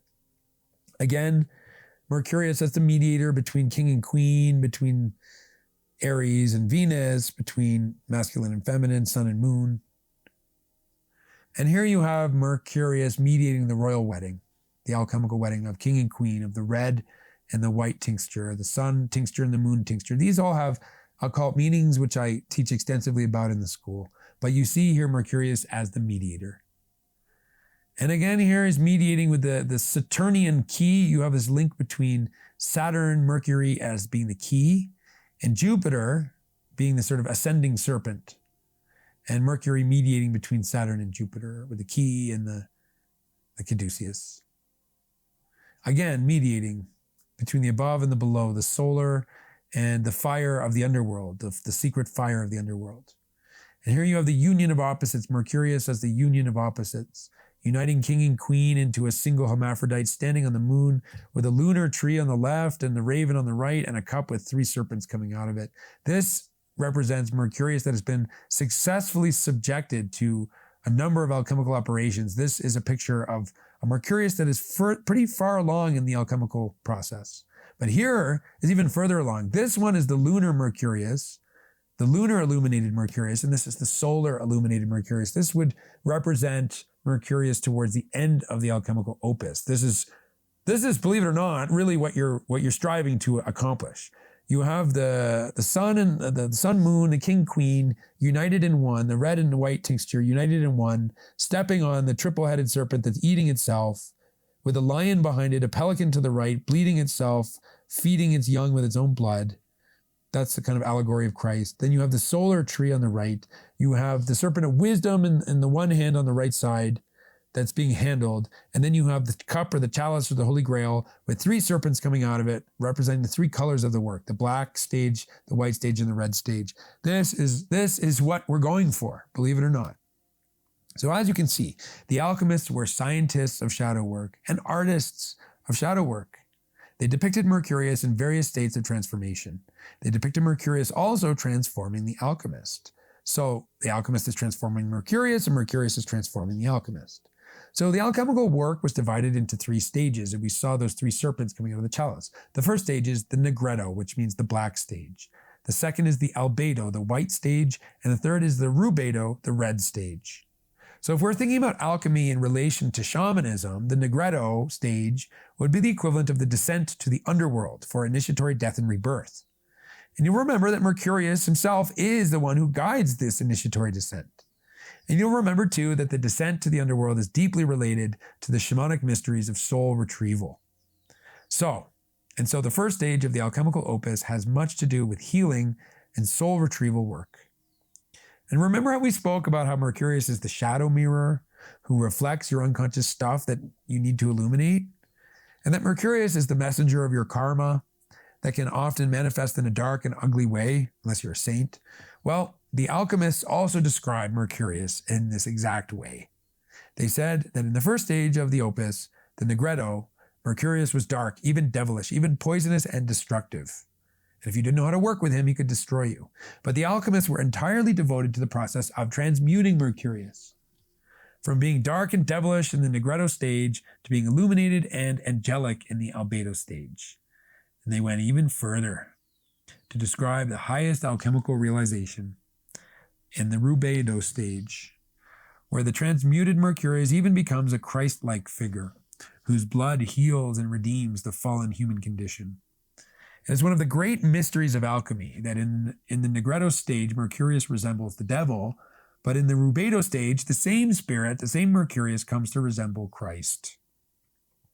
And in the stage in between the Negretto and the Rubedo, the Albedo stage, Mercurius resembles the Virgin Mary Sophia. So we have in alchemy a comprehensive doctrine of shadow work that guides us from the dark and painful early stages through the purification and illumination of the soul, all the way to the loftiest mysteries of spiritual realization. This is profound ancestral shamanic wisdom. And our ancestors tell us very clearly that we cannot bypass shadow work. We cannot get to the Rubedo without passing through the Albedo, and we cannot get to the Albedo without passing through the Negretto. The sort of spiritual bypass that plagues New Age spirituality would be the alchemical equivalent of trying to go straight to the Albedo, skipping over the Negretto. This cannot be done. The alchemists had a code, vitriol, the vitriol. Here's an alchemical emblem. I love this. Visita interiora terre rectificando invenis occultum lapidum. That is Latin for visit the interior of the earth, and in rectifying you shall find the hidden stone. This hidden stone is none other than Mercurius, who begins in a darkened state, but is transformed. But he is the prime matter, the prima materia, as they said in Latin, that needs to be subjected to the alchemical process in order to be purified. So this means that the Negretto, the descent to the underworld, is the essential first stage to become conscious of Mercurius. The Negretto is what gives us the conscious relationship with Mercurius, the prima materia of the alchemical opus that needs to be purified and illuminated in the Albedo. Skipping over the Negretto would be like trying to cook a meal without first going and getting the food ingredients at the grocery store. So the alchemists mapped out the comprehensive process of transforming Mercurius from a dark and shady trickster to an illuminated angelic figure, and even to an approximation of Christ at the most advanced stages of alchemy. And they also gave us a complex extended metaphor in the alchemical process itself. They outlined a number of operations. These operations represent the ways in which the psyche can be transformed. There are 7 major operations in the alchemical opus. These are 7 ways that the soul can be worked upon, transformed. And these are 7 ways that Mercurius can transform the soul. And 7 ways that Mercurius himself gets transformed alongside the soul. So the first is calcination, cooking. Second, dissolution, having to do with water. Third, separation. Fourth, conjunction, bringing together. Fifth, fermentation. Sixth, distillation. And 7th, coagulation. And these are just the classical 7 major operations. There's many more minor operations. So here are some representations of these operations. I like this one. This is representation of calcination of cooking. You see the mercurial Ouroboros serpent being cooked in the vessel. I love this one. Again, being cooked in the vessel. And then the dark raven being cooked with the presence of the mercurial dragon there and the alchemist. Now this is solution. This is being like entering into water, being dissolved in water, the waters of the unconscious. Here you have these two vessels with the two mercurial serpents kind of urinating in a way and adding their substance into the alchemical vessels. This is the bird, the aerial aspect of the Holy Spirit entering into the dark waters. And this has resonance too with sexual alchemy. The alchemy is giving us instructions and profound guidance about sexual alchemy as well. So the entering into the waters of the king and the queen. Again, the king and the queen entering into the waters to dissolve, to co-join, to become one. And here we see the final solution where the king and the queen, the male and the female, become one. So then there's also a separation, so there's coming together and there's coming apart. Separation. The elements come together, they form new elements, and then they get separated apart. And now we enter into conjunction. Conjunction. The king and the queen can join, co-join and become one. They've also called this coitus, conjunction and coitus. Conjunction. The king and the queen being ready to unite. And who unites them? Mercurius. Mercurius is the agent of conjunction, is the agent of coitus. It is that ineffable spirit that brings together the sexual act. Then you have fermentation. The substance is transformed. It gets the part of it decays, and the decay leads to new life. Here you have the mercurial dragon spewing its kind of venom into the vessel to create a fermentation, but the fermentation allows the results of the work to multiply. So again, the fermentation is related to the multiplication of the alchemical work. Here you have some distillation, distilling. The results of the alchemical opus need to be distilled. And it tends to end with fixation, with fixing. The results need to be concretized and fixed.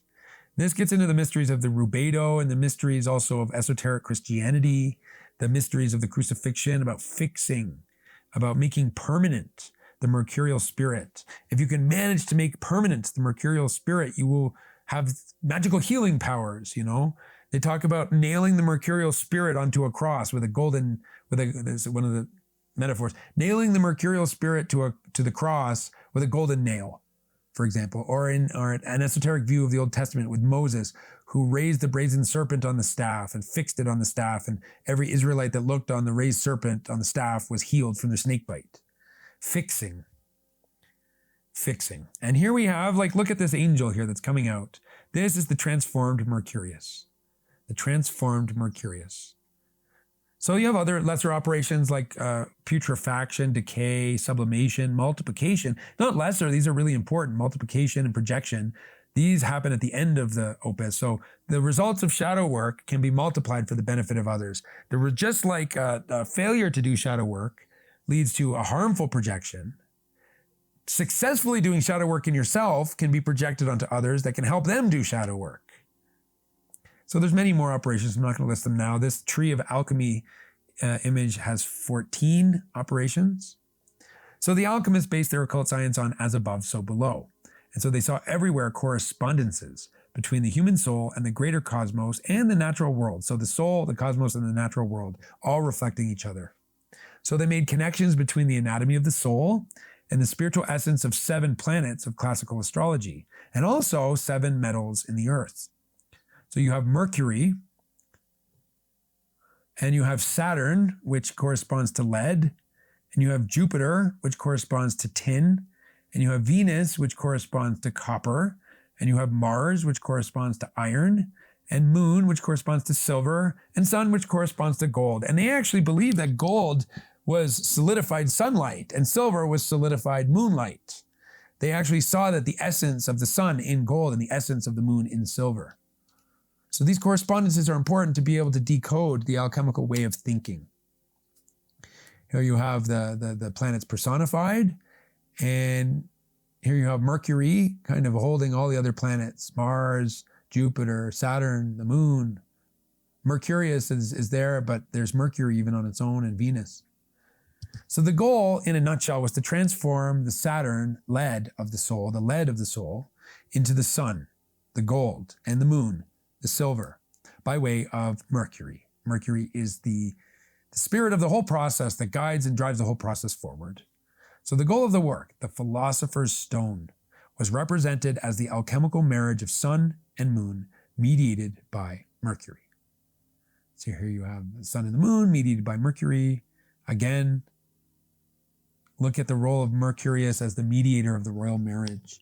Here you have like the aerial aspect of Mercurius, which is the Holy Spirit of the dove in the Bible, uniting the sun and the moon, the king and the queen, and you've already seen this. And you see how what flows out of the king and the queen is something that is benefiting the other people.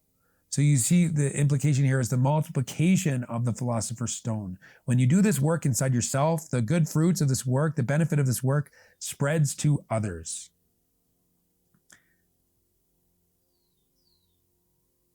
So we're getting close to the end of Act 2 now, and we're just going to summarize, because we've been talking about shamanism, we've been talking about alchemy, but what I really teach in the School of Modern Soul Science could be considered shamanic alchemy or alchemical shamanism. Most people don't realize this, but shamanism and alchemy are essentially the same thing. Both shamans and alchemists are experts of the soul body, both of them.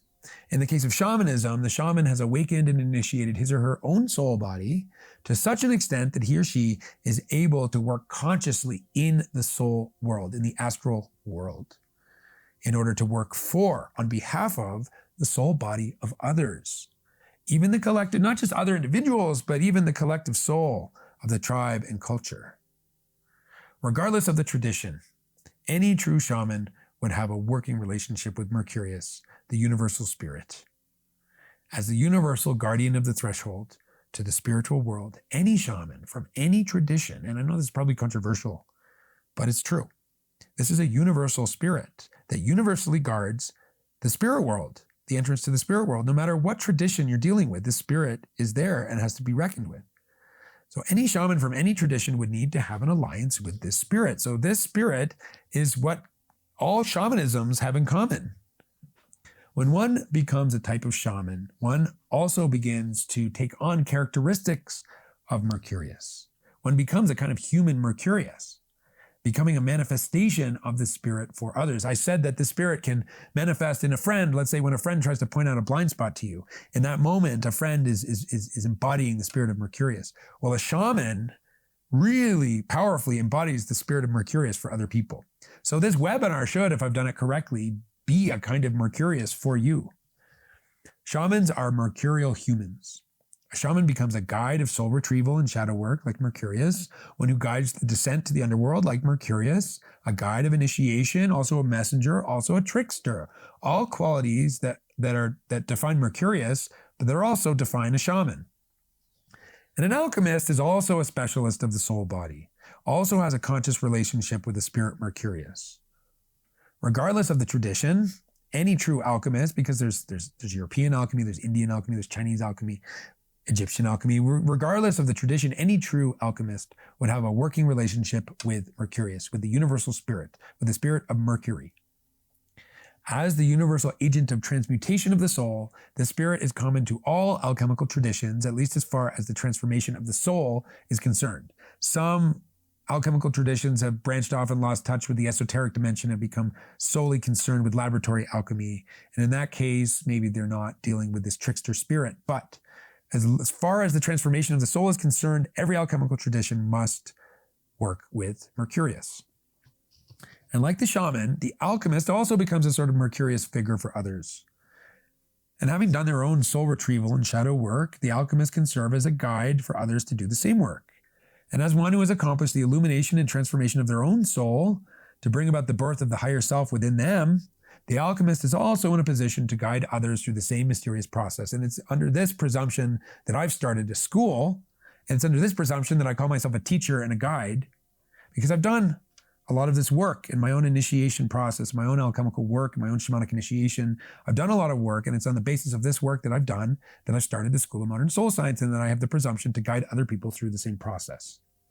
So a true alchemist, like a true shaman, has transformed their own illness and darkness into wisdom, power, and the capacity for healing. Both alchemists and shamans are wounded healers. Wounded healers. Both have been initiated into the mysteries of nature. Both have been initiated into the mysteries of death and death and disease. And both have been initiated into the mysteries of darkness and evil, and the mysteries of rebirth and eternal life. If you want to say, who are the sages who are initiated into the mysteries of eternal life? You say, well, the shamans and the alchemists. So as we study shamanic shadow work today in the 21st century, we need to realize that we are actually building upon centuries, building upon it, not just inheriting it, but contributing to it, building upon centuries and centuries of work already developed by our shamanic ancestors, by the alchemists. So now that we've taken a brief dive into the shamanic shadow work of our predecessors, the alchemists, let's return to a more shamanic language for our study of shadow work. In the language of shamanism, we are talking about shadow work as the essential first stage of shamanic initiation, an essential first stage that cannot be bypassed. And shadow work is never over. It must become your constant companion, which you should strive to regard not as a burden, but as the key to true self-knowledge, discernment, and to unlocking the highest mysteries of the spirit world and your rightful place within it. It is impossible to enter into a true, objective spiritual world if you do not seriously engage in the confrontation with and transformation of your own shadow. It is impossible to truly know thyself if you do not recognize your own karma being reflected back to you by the spirit Mercurius. Mercurius could be considered the spirit of self-knowledge. Mercurius could even be considered the spirit of self-becoming. If you are not familiar with Mercurius, not only would it be impossible to truly know thyself, it would be impossible to actually become thyself.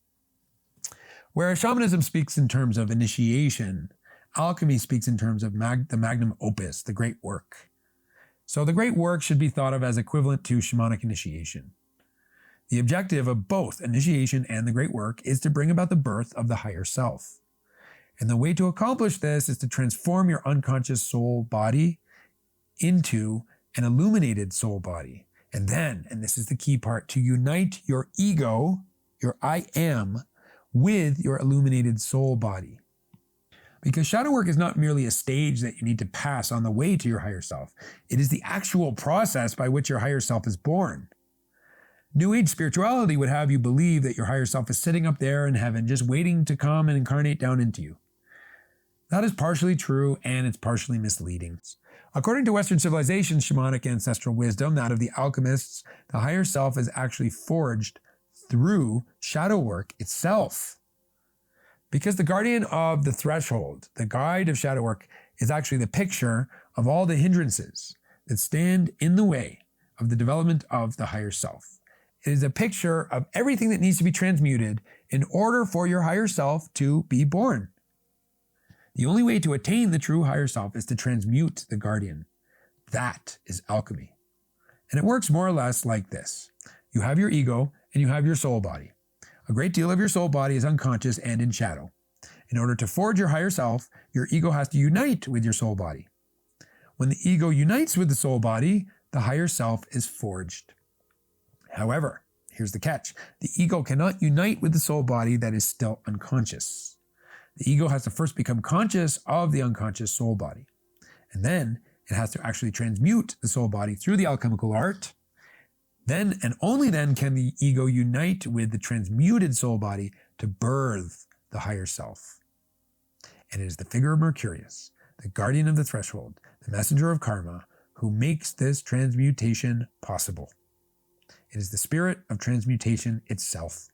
I repeat, Mercurius is actually the picture of all the hindrances that stand in the way of the development of the higher self. So developing a conscious relationship with this spirit is how you can enter into this curriculum of shadow work, where you gradually become conscious of your unconscious soul, step by step. And then you have an opportunity to transform it. You cannot transform what you're not conscious of. And Mercurius will always reflect back to you your ongoing progress or your ongoing lack of progress or your degeneration. And the alchemists always lamented, this is frustrating and difficult work that requires tremendous dedication and perseverance. Prepare to be humbled. Prepare to realize that your consciousness is not as strong or as encapsulating as you thought. Prepare to realize that a great deal of your soul stubbornly remains unconscious and rebellious and prone to acting out in ways that your higher ego does not authorize. So the long-term goal is simple, but extraordinarily difficult to accomplish. Transform the Mercurius image from a dark and devilish, shadowy figure into a beautiful and illuminated angel. So here we have Ishu, the Brazilian manifestation, as a kind of dark, devilish figure at the crossroads. And the feminine, the feminine manifestation of the spirit, the Pombagira, the red and the black, the Ouroboros, and then you have like the development, the transmutation of Mercurius over successive alchemical operations. So here's a series, you have like Mercurius entering the vessel, and then cooking itself in its own fire, like an Ouroboros, cooking itself in its own fire, solidifying an egg, becoming, through its Ouroboros cooking in its own fire, it starts to form this egg. And the egg, they label here as the fifth essence, the fifth element, quinta essencia. And then this quinta essencia gets fixed. But then you have Mercurius coming again and spitting its poison into the vessel to cause some fermentation. And then it starts to cook in its own juices and alchemize some more. Further and further, it cooks in itself, and then we see it starts to form this egg. The egg rises to the top of the vessel, and then we see the transformation accomplished. Mercurius has been transformed into an angel with a crown, a royal angel, holding a crown that is giving it to you to make you a philosopher king or a philosopher queen. This is a symbol of the attainment of the goal of alchemy. And then fixing this attainment. And when you've achieved this level, that's when you become a teacher. That's when you become a real shaman. That's when you become a master alchemist. That's when you become really on the bodhisattvic path. And you are able to multiply the fruits of your own work and share it with others to help others achieve the same. So remember, I said, as strange as this sounds, this picture right here is a great image of the goal of shadow work. So if you are able to transform the Mercurius reflection into an illuminated angel, that means you have managed to purify and transmute your own soul. And if you have purified and transmuted your own soul, your ego can unite with it in alchemical marriage and give birth to your higher self. The alchemical marriage, the crowning of the opus. This is a more modern drawing of the stage.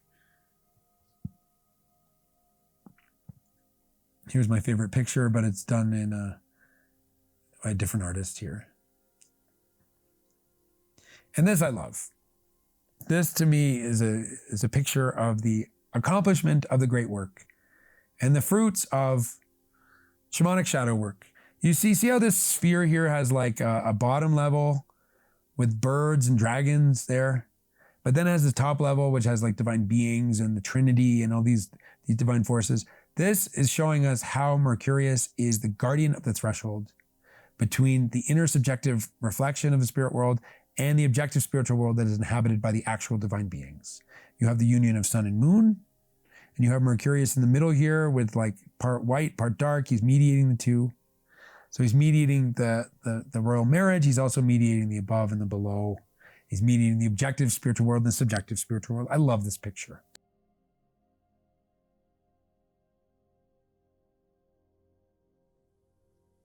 This is the path of the bodhisattva. The path of the true shaman and the true alchemist is essentially that of the bodhisattva. It is a universal path of human development, of human spiritual evolution. We are all on this same path, working toward the same evolutionary trajectory. That is why the alchemists considered the great work to be a labor that applies to all humanity. And this is why I consider shamanism to be inherently archetypal and something that can inspire any human being with a soul. Now, even though in theory, all humans can participate in the great work, in theory, all humans can tap into the shamanic archetype within their soul, the shamanic archetype within the collective unconscious or the collective soul of humanity itself. That does not mean that all humans can become alchemists and shamans per se.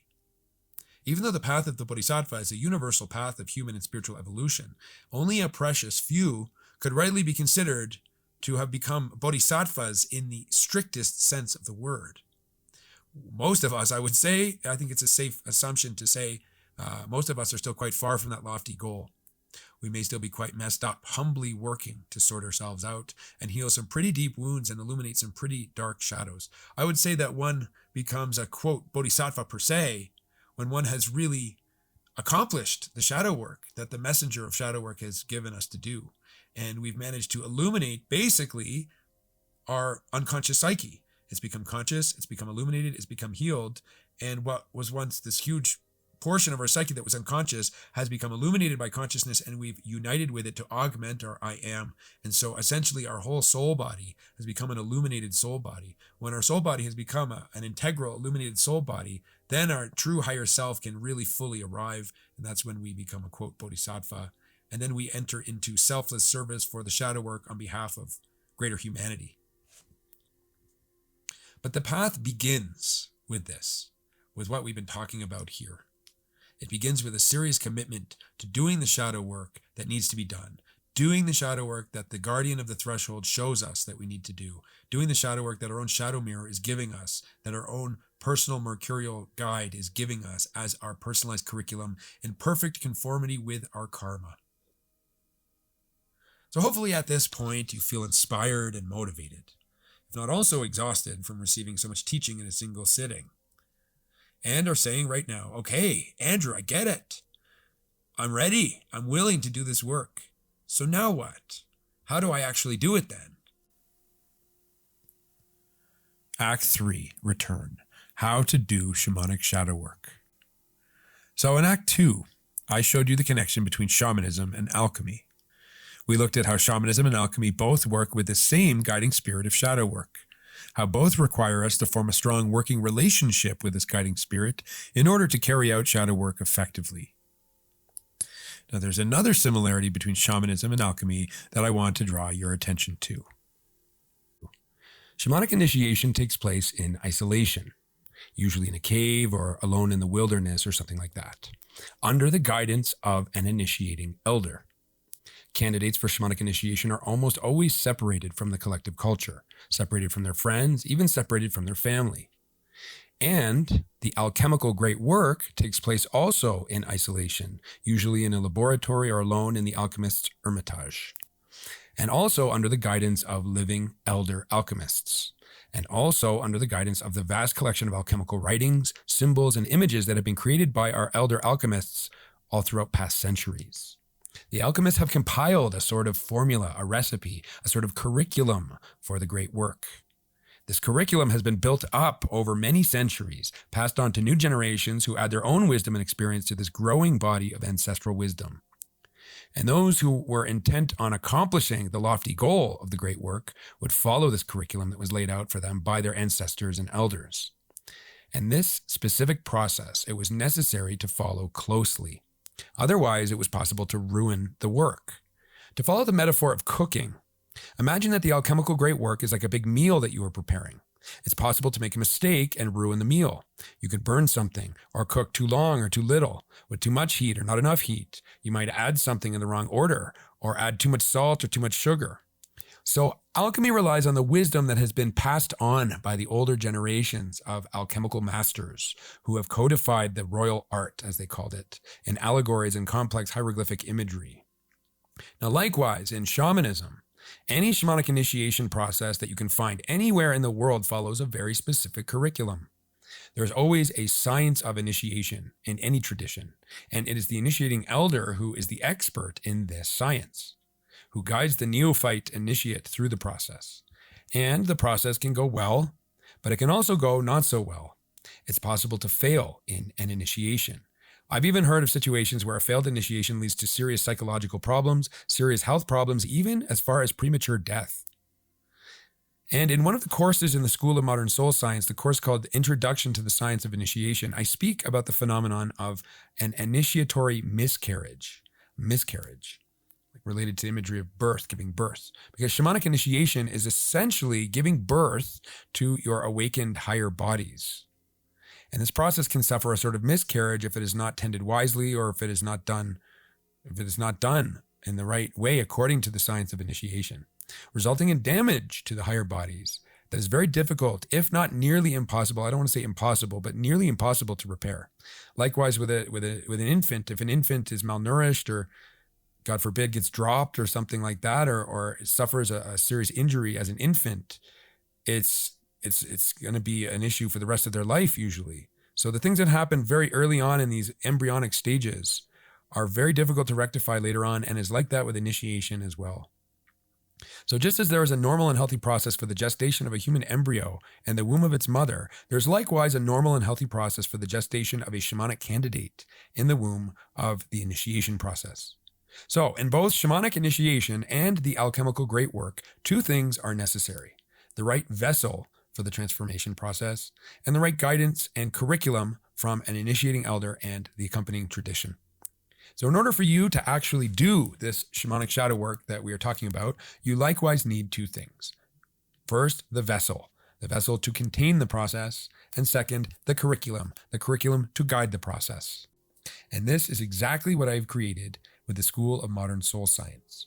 This is an online school of shamanic alchemy, designed specifically to act as both a vessel and a curriculum to guide you through the shadow work, specifically in the context of the 21st century of Western civilization. So the School of Modern Soul Science consists of a curriculum and a community. It's like a university. University consists of classes, but there's also university culture. Introducing the Psalms community, an ideal community vessel for this shadow work. So the School of Modern Soul Science is like a university. Like a university, it has both classes and culture. So let me take you on a quick tour of the Psalms community. And I'm just going to show you, I'm doing a screen share here. So here is School of Modern Soul Science. It's an online social network, but specified and tailored for the school. So here's your home. You have a feed. I'll show you the feed in a second. I'm going to take you to the discovery page first. This is like the welcome page. So first you have, orientation, start here, members' rights, limits on rights, the mission statement for the community, a fair warning, and then you have a checklist for onboarding, introduce yourself, adjust your notifications, follow a topic, browse a group, This will help you get oriented. Here are the top posts. People get a lot, and here are the topics. I'll show you these in a moment.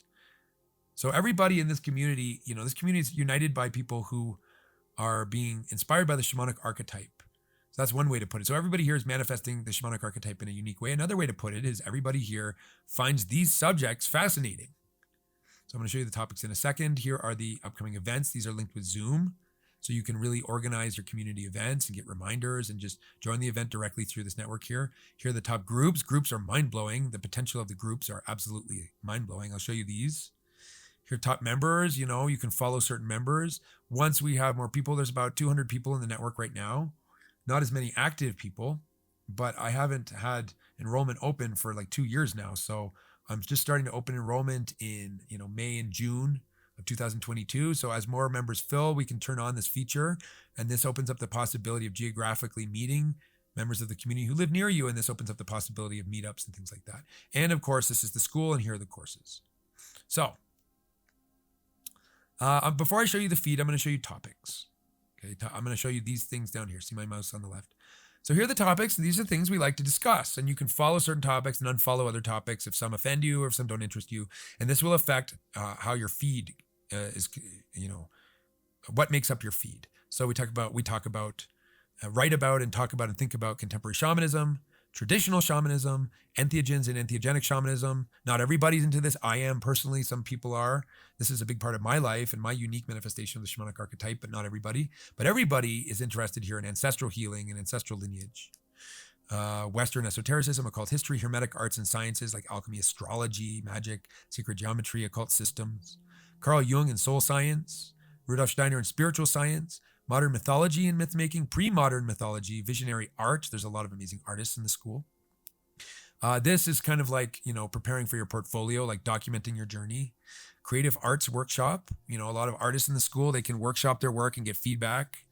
Modern shamanic initiation science, like this webinar is one giant modern shamanic initiation science. So this webinar is like these two topics, initiation science and shamanic shadow work. I mean, this is what this webinar is about. Sacred ecology and spiritual activism. What is, talking about things that need to be done without doing what needs to be done. So action is really important. Soul retrieval and healing arts. Eastern wisdom, we're a syncretic community. We're always seeking to bridge wisdom with other civilizations. Spiritual syncretism, again, like syncretism, weaving and evolution. Shamanic arts and culture, spiritual warfare in the 21st century. Prophecy, the truth is out there, a place for genuine and legitimate conspiracy research. Mystery archaeology, which kind of goes hand in hand with the truth is out there. A community library for people to share books. Community dream journal for people. It's like a tapestry of the dreams of the community members. Community building, permaculture, and food, something that has become increasingly, relevant, in the past two or 3 years, is the need for people to form intentional community, sustainable culture, and grow their own food. Even network gnosis, personal introductions, and help calls for peer support. So you can follow or unfollow all of these. This will shape your feed, your events. These are events. Right now, there's events every day. Here's my weekly study group. And these two are for me, the most valuable, and the most precious, like the study group that I host and the peer accountability group. This group is magic, as I will show you shortly. So you want to go to an event, you click on the event and you can say, yeah, I want to go. So you can, register for the event, and then you'll get reminders. You can get the reminders sent to your email if you want. And then you attend the event through this platform. So events. Specialties. The specialties here are linked to the 25 facets of the shamanic archetype. You have the option of signing up for your labeling yourself as which is the most important facet in you. And that links you to a kind of subculture of others. So let's say like Hermetic Mage. Let's say you're an astrologer. You score really high on Hermetic Mage, Alchemist, and Astrologer. Here is a group made up of other people who also scored very high on this facet. So you can really nerd out and say, hey, check out the blood moon on May 15th, or talk about astrology, or really here's a post like, dear fellow shamans, this person likes magic, natural magic. This person's here to learn esoteric skills. These are mages and astrologers. Okay. So the specialties there's 25 specialties, and I know it's hard to choose one, but you can choose one if you want. Now groups is what I really want to show you. And after I show you groups, I'm going to show you the feed, okay? Because these are the categories for participation, but the feed is where you actually participate. So each of these groups is like a microcosm of the network itself. So I'm going to show you all the groups that we currently have, and we expect there to be more groups as the culture diversifies and grows. The accountability support group. Brilliant, amazing, magical group. Shamanic theater. This is a place, like it says it all here. We love movies, we love shamanism, we love to watch shamanic movies together and discuss them after. This is, of course, shamanic practices, the practicals. It's a private group. Groups can be public, private, or secret. This is one of my groups, the Rudolf Steiner study group, where I really nerd out on Rudolf Steiner because, this is a hardcore group here, the Aromantic Deception study group. This is basically studying the machinations of black magic and evil sorcery that we have to face today. This is unraveling it so that we can defend ourselves against it. This goes hand in hand with conspiracy research and understanding esoteric history of evil secret societies and stuff like that. Not everybody's into this, but you don't have to join the group. But for people that are into it, it's an amazing group. Luciferic Deception study group. This can also be called like the New Age delusion group, study group. Mystically connected to nature. Here's a group for mediumship. This has a lot of potential. Shamanic Hospital Collective. This builds on the Shamanic Hospital assignment from one of the courses. This is like building the actual Shamanic Hospital. Here's a group for Spanish speakers, or Latin, like Portuguese and Spanish. Here's a crisis support group. Here's an entheogenic facilitator network. Here's a shamanic practitioners network. Here's one of my groups, the Promethean Entrepreneur Network. Like I do all the marketing and all the entrepreneurship for the school. So I'm, in addition to being a teacher and a shamanic alchemist and alchemical shamanist, or whatever you want to call it, I'm also an entrepreneur. And here's a secret mastermind group that I'm planning to launch. Community builders group for people that are actually building communities. A book club, a writer's workshop for people to share what they're working on, a musician's workshop, a visual artist's workshop. This is a group I'm involved in. I started this group, the Mythmaker Fellowship. This is dedicated to building a new mythological framework for 20th century Western mythology. It's pretty ambitious, I must say. A Dreamweavers group. Sorry, not a workshop. A Dreamweavers group. So this is, for people to share their dreams and interpret each other's dreams and study dream work. And there's even a singles group, and this, one day I hope will will grow more active. Right? There's not much going on here now, but one day possibly, and even a group for founding students, a group for moderators, and even a security team. It's a secret group, but we have to protect the community as well. So these are groups. Now let me show you inside a group. Each group is like a microcosm of the whole thing. Okay, so the group, you have a feed, just like the main network. You have a discovery page. The discovery page here is probably not. Yeah, top posts, topics, upcoming events, top members, members near you. You can see who's in the group. You can follow certain people in the group. You can invite people in the network to the group. You say, hey, I'm getting a lot out of this accountability group. I invite you to join. Okay, so check out the topics. You can follow and unfollow the topics based on how you want to mold your relationship to this group. So there's the weekly accountability. So if you come to the weekly accountability meetings, you have a weekly accountability and you check in every week. So here's a topic that you can follow. Stealing the Facebook Dragon's gold. These are for people that want to, they're still on Facebook, but they want to sort of wean themselves off. And I've asked them to try to get all the good stuff off Facebook and post it here. So people that are in that relationship with Facebook, here's a topic for people that are trying to get off Facebook entirely. Here's a topic for people that have never really been in, or no, sorry. Here's a topic for people that used to be kind of super into social media. They had to take a break, and now they're maybe with this social network here, they're thinking about maybe reinvesting in it. Here's one for people that have never been into it and are, dipping their toe in the water here. Here's one for people that want an intensive accountability on the first course. Here's one for people that want accountability on shadow work. Boy, do we ever need accountability help on shadow work. Here's one for discipline. This is more for that last course I was telling you about. People that want to set a really high standard for themselves. Reciprocity. People that battle depression. People that battle dark spirits. People that are addicted to their smartphones, overcoming addictions in general, dropping bad habits, food diet, exercising physical body, maintaining spiritual discipline, impeccability of your word, time management, cleaning house, productivity and focus, and help calls for peer support. So you can imagine how this group would be really, really powerful for that last course, especially. And there's a chat in the group hey guys, how's your accountability going in this group? This goes to everybody in the group. Collective chat, and yes, and the events. Every week, every Monday, there is an accountability group where you check in, you say, hey, here's how I went this week, and here's my new goal next week. And everybody helps and supports each other. So this is one group. I'll show you one other group. This may scare some people away and draw some people closer. This is the hardcore group I was telling you about. Disclaimer, it even has scary stuff. Transhumanism. Yeah, I'm going to like that post here. And that's under the topic of transhumanism. People are commenting. Assisted laws in Canada. Assisted dying laws. The second great age of political correctness. So this could get into politics. This is not a group for people that really identify with left or right. And if they're right, they fight against left. Or if they left, they fight against right. This is for people that see beyond that illusion, that are really just trying to get at the truth. Amazon robot takeover, lockdowns, the kind of game of left versus right, gender stuff. So take a look at the topics, and that will kind of give you a sense of. So I'm showing you this so you can see how there are subcultures within this greater culture. Not everybody's into this. Some people really don't want to spend any time talking about this, and some people are kind of obsessed with this stuff.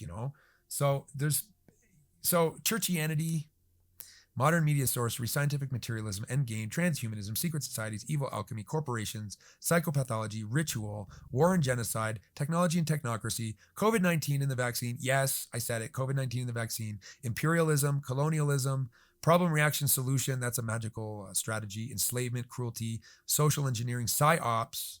This is too esoteric to talk about here. Aliens, this is also esoteric. Orchestrating war, atheism, the all-seeing eye, invade and clone the counterfeiter, strategic traumatization and harnessing, viral operations, politics, culture, totalitarianism, and controlled opposition. You get the picture? There's no events for this group, but there is a chat. And so that's just one group. Here's my group of the Rudolf Steiner study group. So you see the vast potential. Story of Mary Magdalene and the red egg. Beautiful. I can't believe I haven't loved that yet. Okay. William Blake, amazing lectures, Steiner lectures being posted, quotes, Steiner stuff being posted. Check out the topics. Foundational concepts, initiation alchemy of the higher bodies, these initiates, cosmic history, earlier like prophecies, contemporary occult warfare. Anyway. So each of these has the potential to grow, and we can form more groups as well. Like as the network grows, this can be a very powerful network, of like-minded people. You can be connected with entheogenic facilitators all over the world who are part of the school, part of this community. You can be connected with shamanic practitioners all over the world. You can train with other entrepreneurs, other spiritual entrepreneurs. You can even join my mastermind one day when I eventually get to it, So there's so much potential here. So now I'm going to show you, before I show you the feed, I'm just going to show you, well, this is where the courses are located, right? So these three are free courses. You don't have to be enrolled in the curriculum to access these courses, but these are the courses, and the courses are kind of like the groups. So here's the first course. Here's all the lectures, lots of lectures, right? Lots of lectures. And each lecture, let's say, is a video. I give video lectures. Here's me looking all serious. And you can watch the lecture. You can comment on the lecture. You can go to the next lecture, previous lecture. You can comment on it. There's a feed for the course. People are like posting their course work, and people are, responding, giving each other good support. So it's communal in that way. Like, look at this, and there is topics that you can follow in the course. I've put the topics as the 25 facets. So let's say like, there's what did I do? Back. I don't know. There's nothing going on in this topic. Let's say visionary art. So some people tag certain posts with certain topics. I guess when people post their mandalas, they also tag it as visionary art. Oh no, this is the mandala for his main facet, visionary artist. Nice, beautiful, bright, vivid colors. So he's a visionary artist. He posted his facet. It is gorgeous, actually, yeah. And events. Each course has an event. This event is the study group. And there's a chat. You can say, hey guys, how's your progress going? And so on and so forth. So that's these. So there's one of those for each of the courses. These are 3 free courses, and these are the curriculum courses so far. So there's 7 done. 7 of the 12, and that's something I'll bring up when I tell you about tuition. This is still a piloting program because 7 of the 12 courses are complete, and there's still another 5 courses for me to do. So that's why you're going to actually get a really good tuition, because it's a piloting program. Once the program is fully complete, the tuition will go up probably a substantial amount. So I've shown you the topics, events, specialties, groups, and courses. Now I'm going to show you your main interaction with this, which is your feed. Okay, so based on the topics you're following, based on the events you're signed up for, based on your specialties, based on the groups you've joined and the courses you're enrolled in, and the members that you follow, that will shape how your feed shows up. So this is my personal feed, and you can keep scrolling and scrolling just like Facebook. And, it's tailored to you, and it's like a mercurial mirror, right? Like this community is like a mercurial mirror in that it's reflecting, what you have signed up for. It's reflecting back to you. So here's a post from the accountability support group under the topic cleaning house. Here's another weekly accountability. This woman is very accountable. This is also a lot of posts about accountability. People really respond well to this. So here's, posts of art. So you can post art. You can do links. Here's Jung's. This is Western esotericism topic. Here's a meme on what's this meme? What's the topic? I don't see the topic here. Here's the first half of this webinar that I posted here under Shamanic Shadow Work. Anyway, so here's my feed. Now you can sort your feed in different ways. You can show your personal feed, or you can show everything that's happening in the community, and you can change how it's lit, like how it's viewed. Now, you get messages, personal messages. People in the network can message you. Hey, I noticed your post. Good job on your post. Hey, so here's the personal messaging, just like in Facebook. And here is your notifications, just like in Facebook. Somebody also comment on, so if I like a post and somebody else comments, I can, If somebody tags me, this shows up in my notifications. You can customize your notifications here. You can get email updates that happen at the end of the day or as the activity happens. I wouldn't recommend that. That would be crazy. You can turn on, I have everything turned on except cheers on my stuff. But comments on my stuff, mentions, updates on my, chat messages, everything. So I have my notifications, and I have notifications turned on for all the groups that I've joined and all the courses that I'm a part of. So you can customize your notifications. And here is how you participate. You can write posts. What's on your mind? Well, I am blah, blah, blah. I'm giving a presentation on the community, and that would be under network gnosis, right? So this, what I'm talking about now, I'm live, network gnosis, boom, post it. However, you can also, that's just a quick post. And in a quick post, you can add a photo, video, or file. You can create a poll, or I am able to go live. So I can go live. Also, and there's the emojis, and also you can expand it to an article. And an article is the real backbone of the significant contributions. These are like blog entries. So you type, blog entry or, interesting topic. And, you add a topic, arts and culture, and then you type, paragraph, you type something, and then you can add a picture, or you can embed a video or embed a file, and you can do bullets and links and stuff. And this is a really nice way to make significant contributions, posts. And then when you make a post, like an article, people respond to it, and it can really become a big thread. So let me see here. Here's an article of mine where I embedded this very webinar. Ooh, meta. And then people are responding and so on and so forth. This is tagged as Shamanic Shadow Work. So that is a great way to participate and to give really substantial contributions and to really interact with your fellows. So I think that is it. There's an app on your phone. This comes with an app on a mobile app. And I think that's it. So that's the community. Okay, well, I hope you enjoyed the webinar. If you're interested in learning more about the Psalms community, you can click on the link in the comment section. That will take you to the registration page for the community. If you're interested in joining the community, it's only $10 a month. You can cancel at any time. So if you feel called to be a member of this community, check out the registration page just in the link below. And thanks for joining the webinar. If you want to see the other 3 webinars in the series, it's here on this channel.